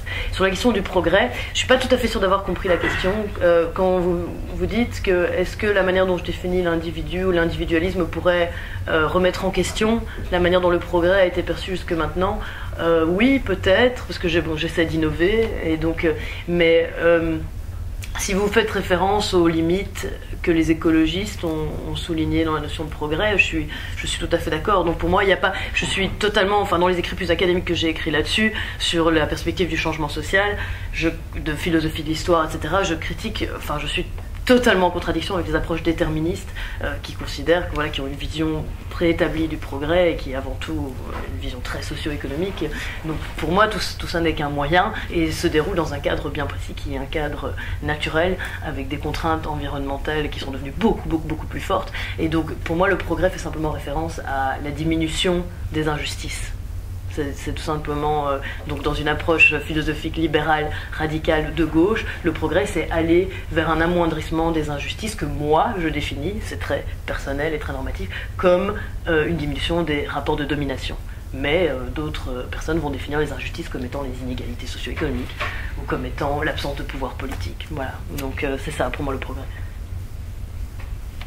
Et donc ça, c'est pour ça que je suis une libérale.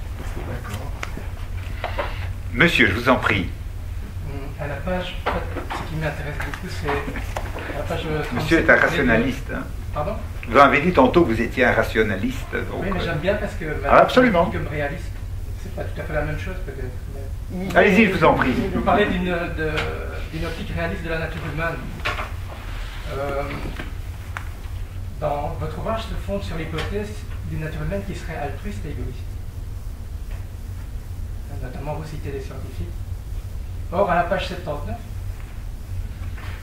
vous considérez qu'une partie de l'humanité est exclusivement égoïste, ce qui contredit la première proposition. Du fait, et je vous cite, qu'elle serait, qu'il lui manquerait ce qui fait de nous des êtres humains. Et en fait, cette population serait composée en général de névrosés. Ah, pardon, oui, c'est la page 80. Ça, c'est une contradiction qui me paraît importante. Ensuite, Aristote traite cette question de la nature humaine dans Éthique Nicomaque, au chapitre 8 du livre 9. Je l'ai noté parce que merci pour les précisions. Et il arrive à la conclusion que l'être humain est naturellement et exclusivement égoïste.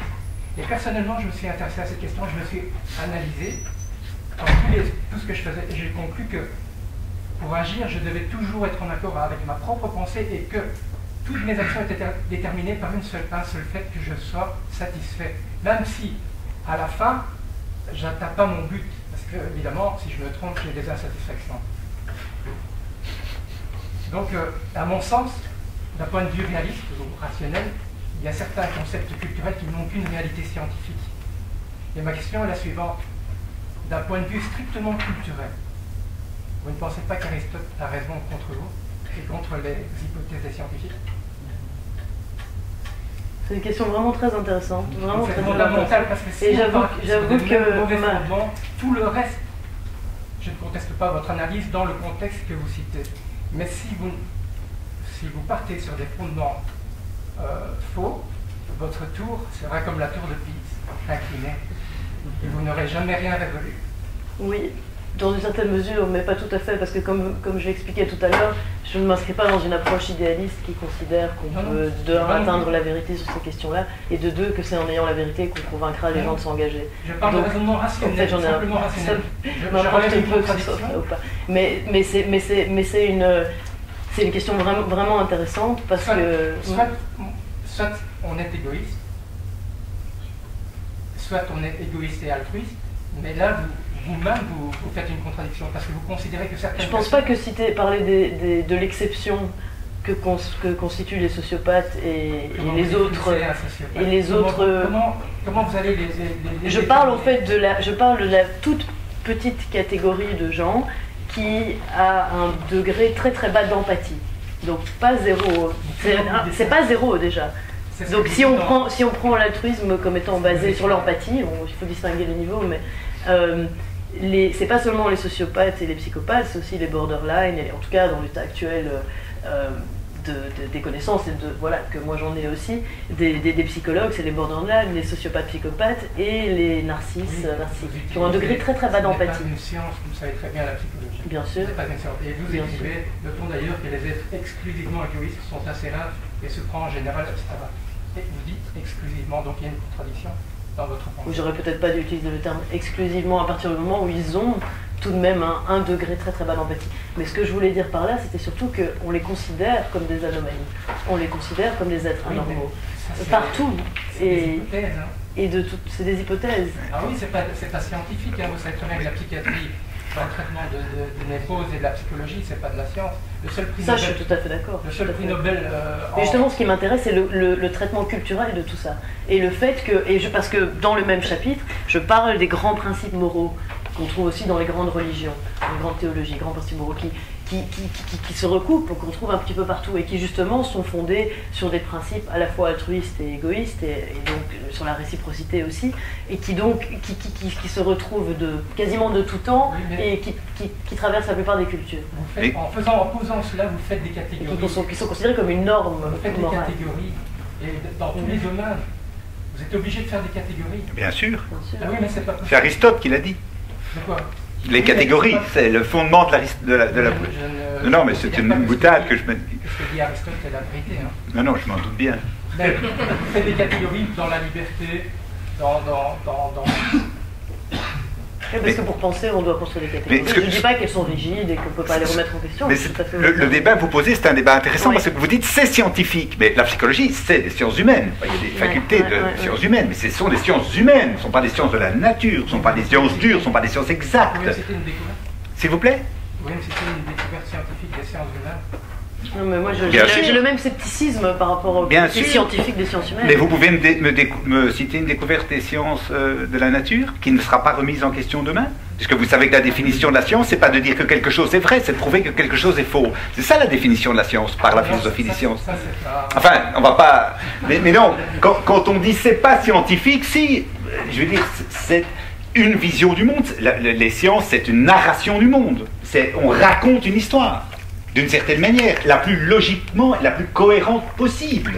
Que ce soit Thalès de Milet ou Einstein, que ce soit Marx ou Adam Smith. Ce sont des récits du monde, jusqu'à ce qu'il y ait des contradictions, comme est par nature le débat scientifique. Sinon, on serait dans le dogme. Sinon, on serait justement dans le contraire de la science. C'est pas s'il y a du débat. C'est pour ça que votre question est intéressante. Donc, quand vous dites ça, c'est de la science, ça, c'est pas de la science, c'est très délicat de dire ça. Mais j'ai pas prétention à faire de la science. Voilà. Enfin, je veux dire, Je fais de l'idéologie. C'est du pamphlet, ça. C'est pas de la science. Je crois pas à la science. Et en sciences politiques, surtout pas. C'est pour ça que j'ai distingué la position réaliste de la position rationaliste. Oui, moi je suis pas rationaliste dans ce sens-là. Ce sur quoi je trouve qu'il y a un débat qui est intéressant et que moi je trouve réducteur, c'est d'opposer, comme s'il y avait deux pôles dans chaque être humain, il y avait à des degrés et dans des proportions, je dirais, différentes, le pôle de l'égoïsme ou de l'individualisme et le pôle de, je dirais, de l'altruisme, de la solidarité, de la concurrence contre la solidarité ou de la coopération. Donc moi je préfère la définition de Spinoza, contrairement, mais qui est bien après, qui est 17 siècles après Aristote, qui est que l'être humain, il persévère dans son être, comme toute chose qu'il y a sur cette planète. Alors c'est une toute autre, c'est une autre manière de poser le problème, et je trouve qu'il montre, à mon sens, mais c'est bien ça le débat, que en chacun d'entre nous, il y a des proportions extrêmement diverses, je dirais, c'est un chaudron de sentiments contradictoires. Georges Bataille écrit La part maudite. Edgar Morin écrit en 1972 Le paradigme perdu, la nature humaine, notamment par l'analyse qu'il a fait des animaux pour voir quelles étaient les valeurs. Donc il y a tout un débat passionnant. Donc je trouve que, même si politiquement c'est évidemment aujourd'hui très important dans les catégories politiques d'un petit peu réduire la question de l'égoïsme, de l'intérêt immédiat et de l'autre, de l'empathie, moi, je pense, dans la pensée complexe que j'aime chez Edgar Morin, c'est que, effectivement, ce sont des concepts contradictoires qui se nourrissent l'un l'autre. Vous posez une question ? Vous comprenez ce que je veux dire ? On peut pas... Non, je peux vous... Enfin, je vous donne mon sentiment, mais c'est pas... Est-ce que vous pouvez agir en étant opposé à votre propre pensée ? Bien sûr, en permanence. Sinon, je n'aurais pas fait la politique pendant 30 ans. C'est impossible ce que vous dites. Bon. C'est impossible. C'est physiologiquement impossible. C'est intéressant le débat que vous posez, mais ça nous entraînerait, Madame Hayes, je vous en prie. À sa propre pensée, ça ne veut pas nécessairement dire être égoïste, c'est deux choses différentes. Non, parce que vous avez tout à l'heure dit qu'on était totalement toujours aux critères culturels d'égoïsme et d'altruisme. L'homo sapiens, l'origine de l'homo, il a 2,5 millions d'années. Oui. La conscience a 380 000 ans et l'écriture a 5 000 ans. Mais on ne décide pas d'être conscient. La raison pour laquelle je me situe dans ce débat-là, c'est parce que ce débat-là anime la gauche. Donc à gauche, on parle beaucoup d'altruisme, de solidarité, et donc c'est surtout pour ça que je me situe par rapport à cette question-là. Mais c'est vrai que je ne partage pas les idées politiques parce que ce sont des idéologies, mais je me sens plus proche. Si je devais choisir, si j'avais un fusil sur la tempe, je prendrais la gauche plutôt que la droite, c'est certain. Je pense qu'il faut à un moment donné être... Par exemple, moi, quand j'ai compris que tout ce que je faisais c'était pour me satisfaire, j'ai été beaucoup moins égoïste, culturellement. Parce que j'ai conscience que je peux en permanence me tromper parce que mon intérêt passe toujours en finalité. Avant, quand je fais quelque chose pour quelqu'un, des fois j'ai plus de plaisir dans mon acte altruiste que dans mon acte égoïste. Bien sûr, c'est ce que je disais, l'intérêt fait des intérêts, oui. Tout à fait. Non, mais ça n'a aucun sens, à mon avis, de fonder une pensée rationnelle, je vais dire pas réaliste, sur des concepts. Mais c'est le propre des concepts, c'est le propre des idéotypes. Oui, mais il faut relire Weber, enfin je n'ai pas cité comme ça, on va le faire. Il faut relire Weber, les idéotypes qui simplifient et qui caricaturent la réalité d'une certaine manière, parce que sinon on ne peut pas penser, on ne peut pas construire des choses si on ne simplifie pas un tout petit peu. Et donc je suis tout à fait d'accord avec vous quand vous dites qu'il faut prendre en compte les différentes dimensions et qu'elles traversent l'être humain et qu'elles sont là. La question pour moi c'est qu'est-ce qui met l'être humain en mouvement au niveau collectif. C'est pas parce que je parle beaucoup de ce qui nous préoccupe au niveau individuel, mais ça on le sait tous. En effet, on peut réfléchir par rapport à soi-même et regarder ses amis, et c'est super, c'est ce qu'on vit tous les jours. La question c'est quand on doit faire autre chose que ça, que quasiment personne d'entre nous ne fait, les gens ici peut-être un peu plus que la moyenne, qu'est-ce qui va faire qu'on va agir? Et je parle par exemple beaucoup du fait que les jugements moraux dans un sens altruiste, sont omniprésents. Donc le fait que les gens, et ça il y a plein d'études qui le montrent, mais c'est aussi, on peut le ressentir par rapport à soi-même, que la révolte par rapport aux injustices, même quand elles sont très lointaines. Ce qui est très très difficile par contre, c'est de passer de l'indignation à l'action. Donc comment est-ce qu'on fait pour que cette révolte contre les injustices se transforme en action? C'est pas justement rester dans son esprit, dans sa pensée, non, ça on peut tous faire. C'est justement qu'est-ce qui va faire qu'on va sortir de ça. Et là, moi je pense que, et les faits le prouvent, que penser aux autres ne suffit pas. Et penser, et il faut évidemment des perspectives, parce que tout le monde idéalement on voudrait que la politique défende ses intérêts. Le problème c'est évidemment que c'est ce vide, enfin, c'est cette impression de vide que la plupart des citoyens ont face aux politiques. Mais donc je pense qu'on se situe sur un plan différent en fait, que mes préoccupations sont très différentes de... Non, je ne pense pas, c'est le moyen qui est totalement différent. C'est pardon? Le moyen. Par exemple... Allez-y, je vous en prie, après je redonne la parole à monsieur. Excusez-moi. Non, je vous en prie. À la page, je ne sais pas, très rapidement, j'ai écrit Gortz. André. Et j'ai retrouvé enfin même sur l'originalité, je pense que vous ne l'avez pas parce que tout ce que vous écrivez là, métamorphose du travail. Non, pas du tout. Pas du tout. Je ne suis pas du tout dans la ligne de Gortz. La réduction du travail pour améliorer la qualité de vie des individus. C'est en long et en large dans Gortz. Mais il ne le présente pas comme l'individualisme de gauche. Oui, mais je m'inspire en partie de Gortz, mais il y a beaucoup de différences, notamment dans le fait qu'il est dans une approche qui, selon moi, est encore très idéaliste. Et c'est une perspective presque éthique de la réduction du temps de travail, enfin de la réduction et de ce qu'on doit faire de sa vie. Mais au niveau des moyens, moi oui, je me réclame de Gortz, j'ai pas de problème à me réclamer de cette personne. En vous lisant, pour moi c'était évident. Oui, mais je pense que sur le plan philosophique, il y a quand même beaucoup de différences avec Gortz. Merci beaucoup. Je vous en redonne la parole, parce que vous insistez, je vous en prie, monsieur. C'est juste pour rebondir sur cette discussion-ci. Vous avez utilisé un mot qui m'a beaucoup marqué, vous avez dit on tomberait dans un dogme. Moi, ma question va être simple et en 3 temps. En quoi votre vision de la liberté comme valeur centrale n'est pas un dogme? Pour moi, c'est un dogme. Personnellement, j'aimerais que vous me disiez ce que vous en pensez. Si vous acceptez que c'est un dogme, en quoi est-ce que, en lisant votre livre, on devrait être convaincu de l'adopter? Parce que j'imagine que si vous écrivez un livre, c'est pour diffuser votre pensée, pour que des gens la partagent, ou en tout cas la discutent, la réfléchissent, et en fassent quelque chose, se la réapproprient. En quoi est-ce que ce dogme-là, on pourrait se le réapproprier? Et troisièmement, vous dites que vous ne voulez pas imposer une vision du bien aux gens et que le but de la gauche, c'est de leur donner l'occasion de vivre leur vision du bien. Mais comment ces gens, dans votre société utopique, qui pour moi n'a rien d'utopique, donc ça c'est purement personnel, vont construire leur vision du bien? D'où va-t-elle venir? Parce que les gens n'ont pas, en sortant du monde de leur mère, une vision du bien toute préparée dans leur tête, c'est pas bien de quelque part. Et un des thèmes qui m'a manqué vraiment dans votre livre, c'est l'éducation.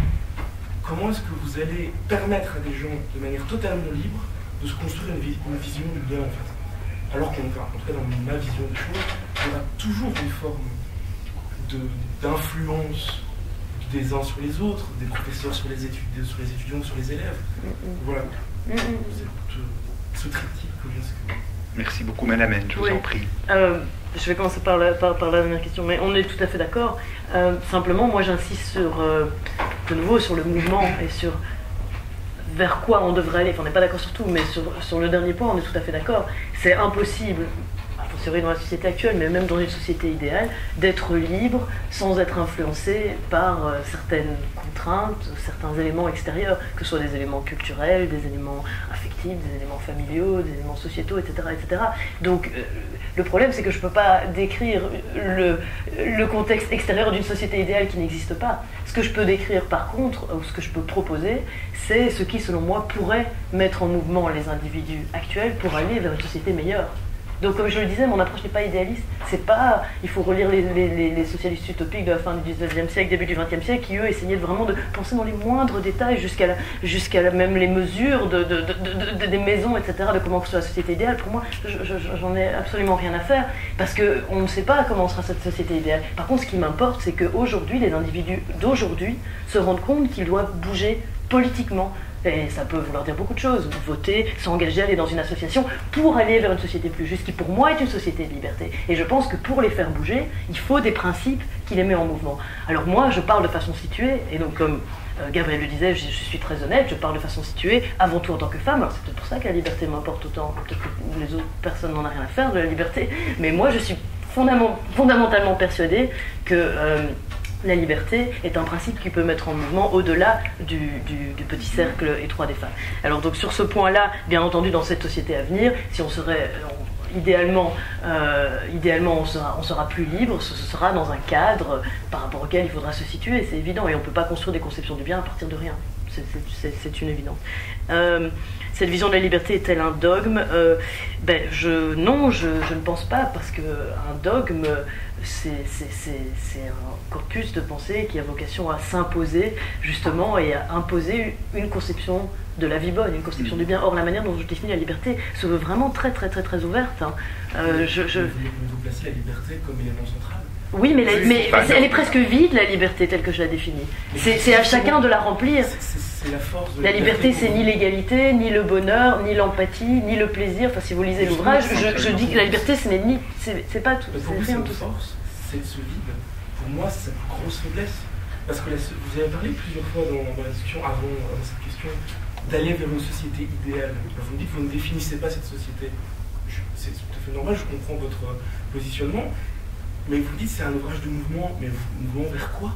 Parce que cette liberté vide que vous définissez, pour moi, c'est du vent. Oui. Non, parce qu'elle est propre. Parce qu'elle est propre à chacun. C'est parce qu'elle est propre à chacun d'entre nous. Mais c'est comme ça que je comprends votre j'ai pas prétention à avoir une réponse de programme pour un parti qui aurait vocation à rassembler l'ensemble des dominés. Mais je pense que si des idées de ce type pouvaient être discutées par les groupes, les associations, les représentants des personnes qui se considèrent aujourd'hui comme défavorisées ou dominées, et que justement chacun pouvait définir ce que c'était que la liberté en fonction de ce contexte particulier d'où il vient, qui est souvent un contexte de domination, mais pas uniquement, et bien alors on pourrait justement étoffer davantage. Mais je crois que moi, justement, à partir du moment où je veux proposer quelque chose de large, je ne peux pas le faire à l'avance, justement, si je ne veux pas tomber dans le dogme. La difficulté, c'est que si... J'ai bien ma vie. Si vous ouvrez l'utopie de Thomas More, si vous ouvrez l'utopie de Thomas More, si vous ouvrez les phalanstères de Charles Fourier qui changent la mer en limonade, si vous allez voir New Lamarck de Owen et tout ça, mais en fait, moi je ne voudrais jamais vivre dans ces sociétés-là. Moi je préfère vivre dans le capitalisme meurtrier du 21e siècle, parce que c'est épouvantable. Hein. Il faut lire l'utopie. Je ne sais pas si vous l'avez lu. Mais je pense que vous... Non, mais je sais bien. Non. Je caricature exprès. Mais je veux dire, c'est un objectif à long terme. Et puis, un objectif à long terme, ça veut dire que la fin est conditionnée de plus en plus par les moyens. Et on sait, dans la philosophie de l'histoire, où ça peut éventuellement conduire. Hein, Staline en savait quelque chose. Donc, voilà, je trouve que là, je comprends votre question, mais en même temps, de définir un but absolu, une vision téléologique de l'histoire, je trouve que c'est quelque chose d'extrêmement aussi potentiellement dangereux. Parce que c'est aussi les Khmer rouges au Cambodge. Enfin, je ne vais pas donner des expériences historiques, je vais dire qu'il y avait la société idéale au bout, mais ça fait au bout de combien de millions de morts. Donc voilà. Mais pour écarter encore un malentendu possible, dans cette perspective de liberté que je trace, on ne peut, cette perspective-là ne s'oppose pas du tout au fait que certains individus puissent reconstituer des cadres bien précis, voire même très étroits.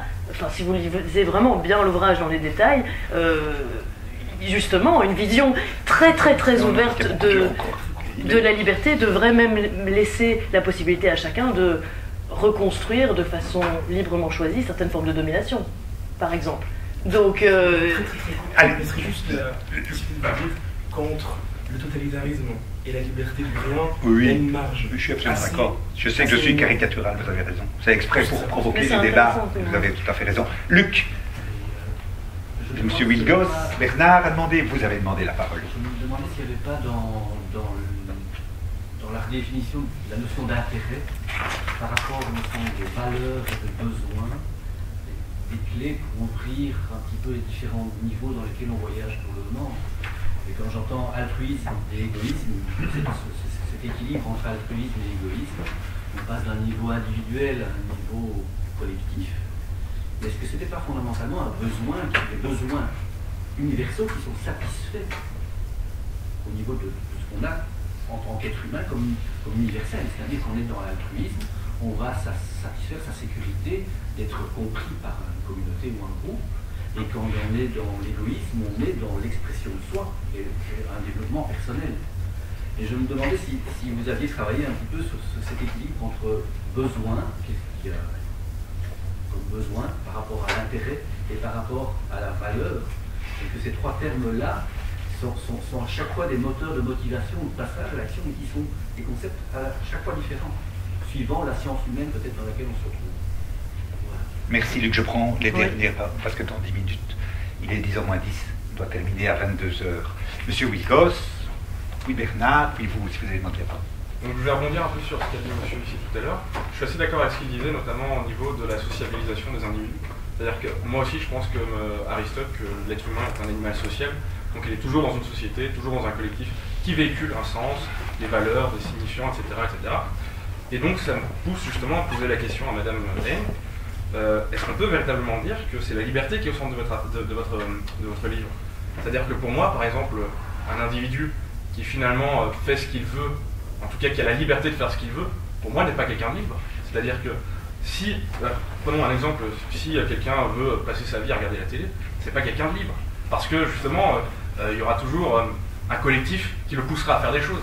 Il y aura toujours quelque chose qui sera supérieur à sa simple individualité, qui sera là en train de lui donner des, je ne vais pas dire des ordres, mais en tout cas lui intimer à faire des choses et d'autres, ce qui fait que finalement, s'il ne prend pas partie à ce collectif, il n'est pas libre.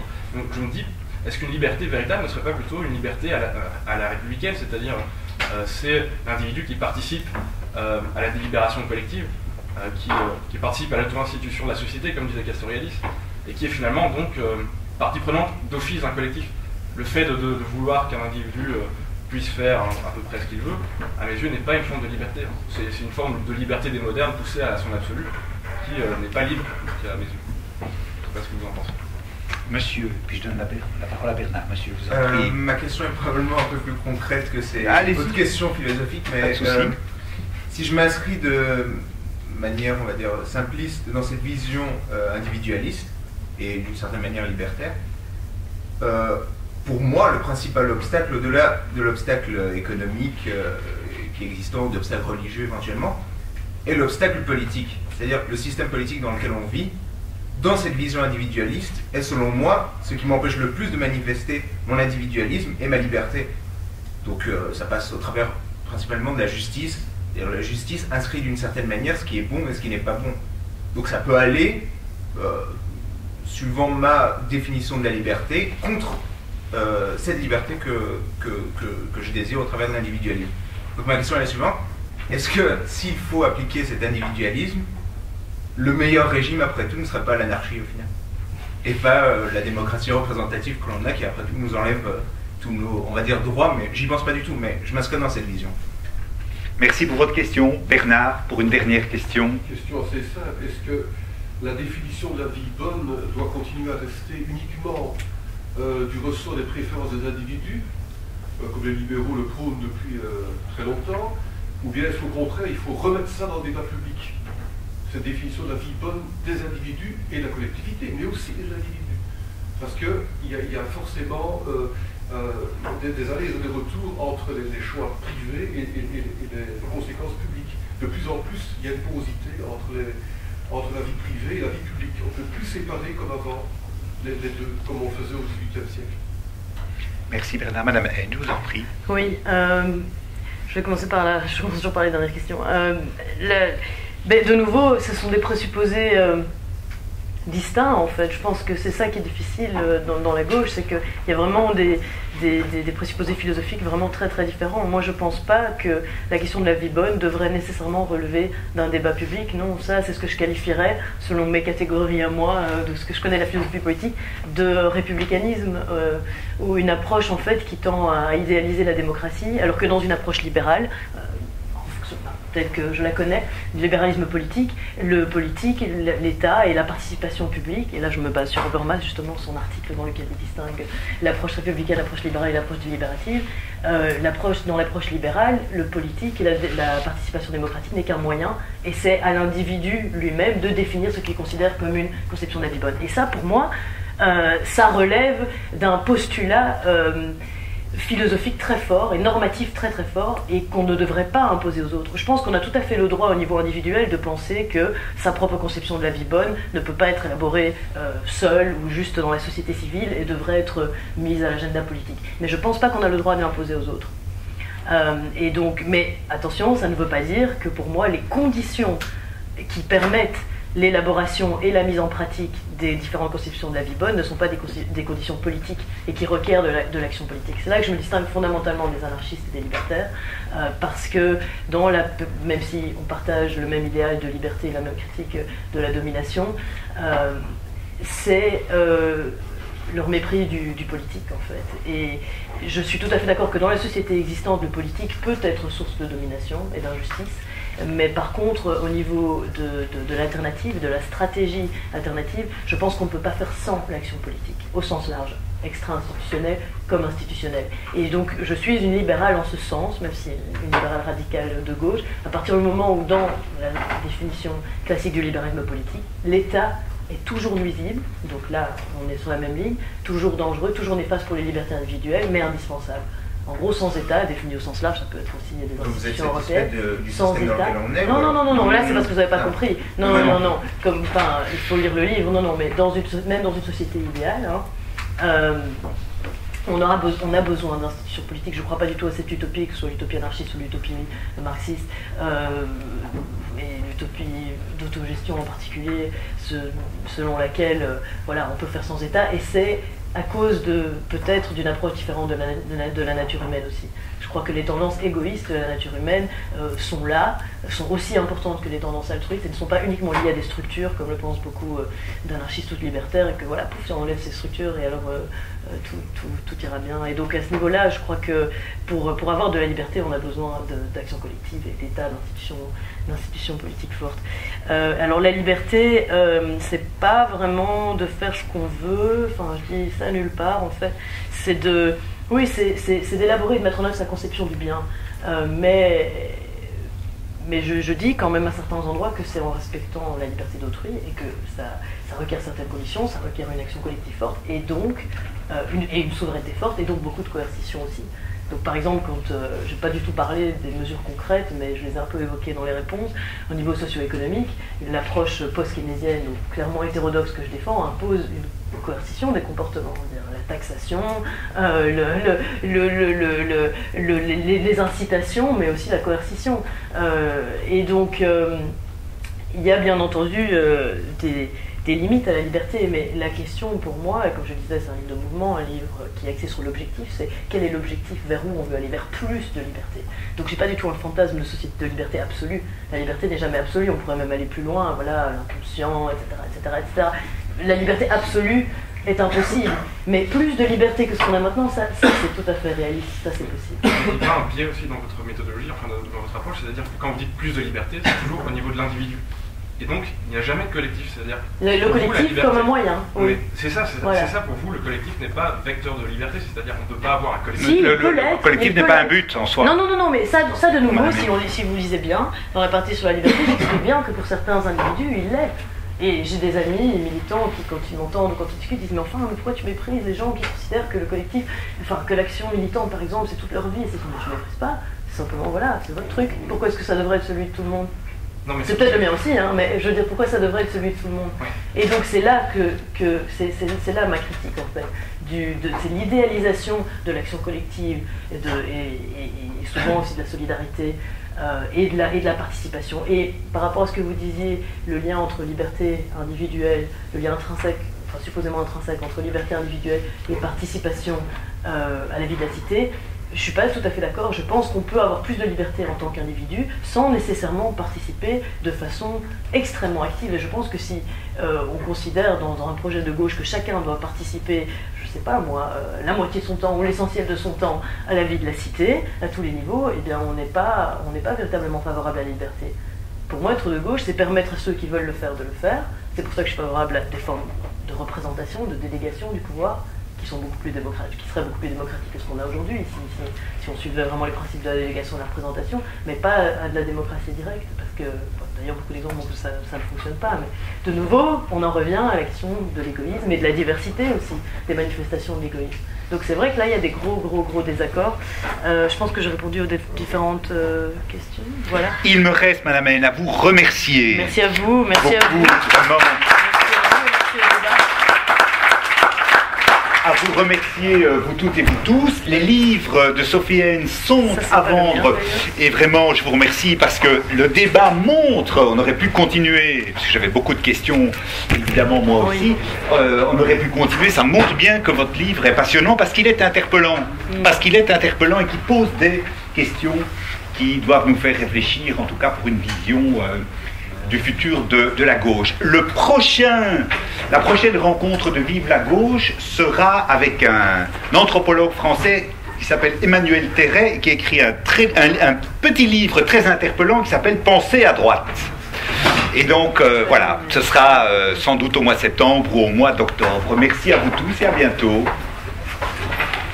Merci à vous en tout cas. Merci beaucoup. Et je suis désolé. Je vous envoie les questions demain. Oui, ça on peut aller plus en. Je vous en envoie 5 par mail. Je ne promets pas de répondre le lendemain. Non, je suis parti de toute façon parce que j'en ai 3 autres. Mais je vous ai expliqué, je ne suis pas là en plus. Donc faites à votre aise. Si j'ai ça le 6 mai, c'est bon. Donc la fin de la semaine suivante, c'est parfait. Ah mais c'est dommage que vous ne veniez pas au forum. Non, je ne sais pas. Voilà. Ouais.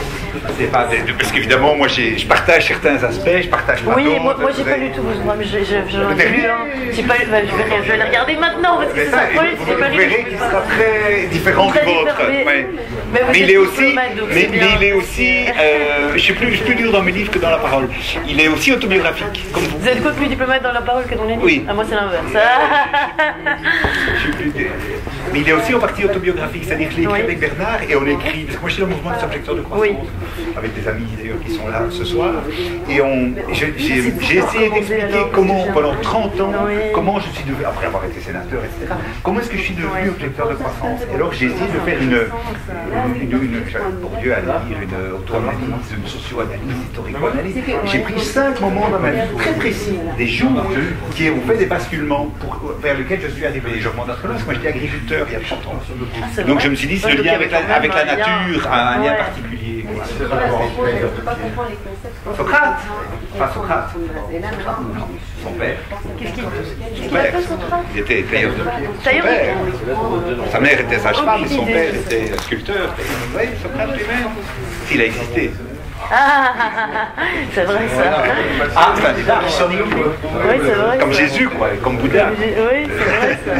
Non, mais ça m'intéresse, il faut absolument que je lis. Et j'ai en fait un économiste, un intellectuel au Québec qui m'avait invité plusieurs fois et qui me demande tout le temps des références en Belgique et en France. Donc ça c'est aussi bon à savoir parce que moi je connais assez peu finalement le milieu des objecteurs. Ah mais faites-le, parce que moi je lis beaucoup des gens. J'ai vraiment une vision un peu peut-être trop simple. Oui, Serge Latouche, ça j'ai lu. Ben, c'est des choses comme ça que j'ai lu. Mais il y en a.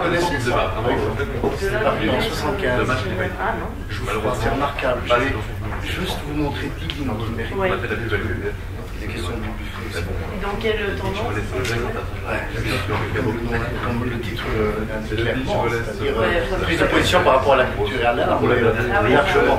Donc je pense que j'ai souligné qui sont toujours en lettres de feu, qui seraient temps, ça commence. Ah ouais. Oui. Donc les appels, J'avais laissé en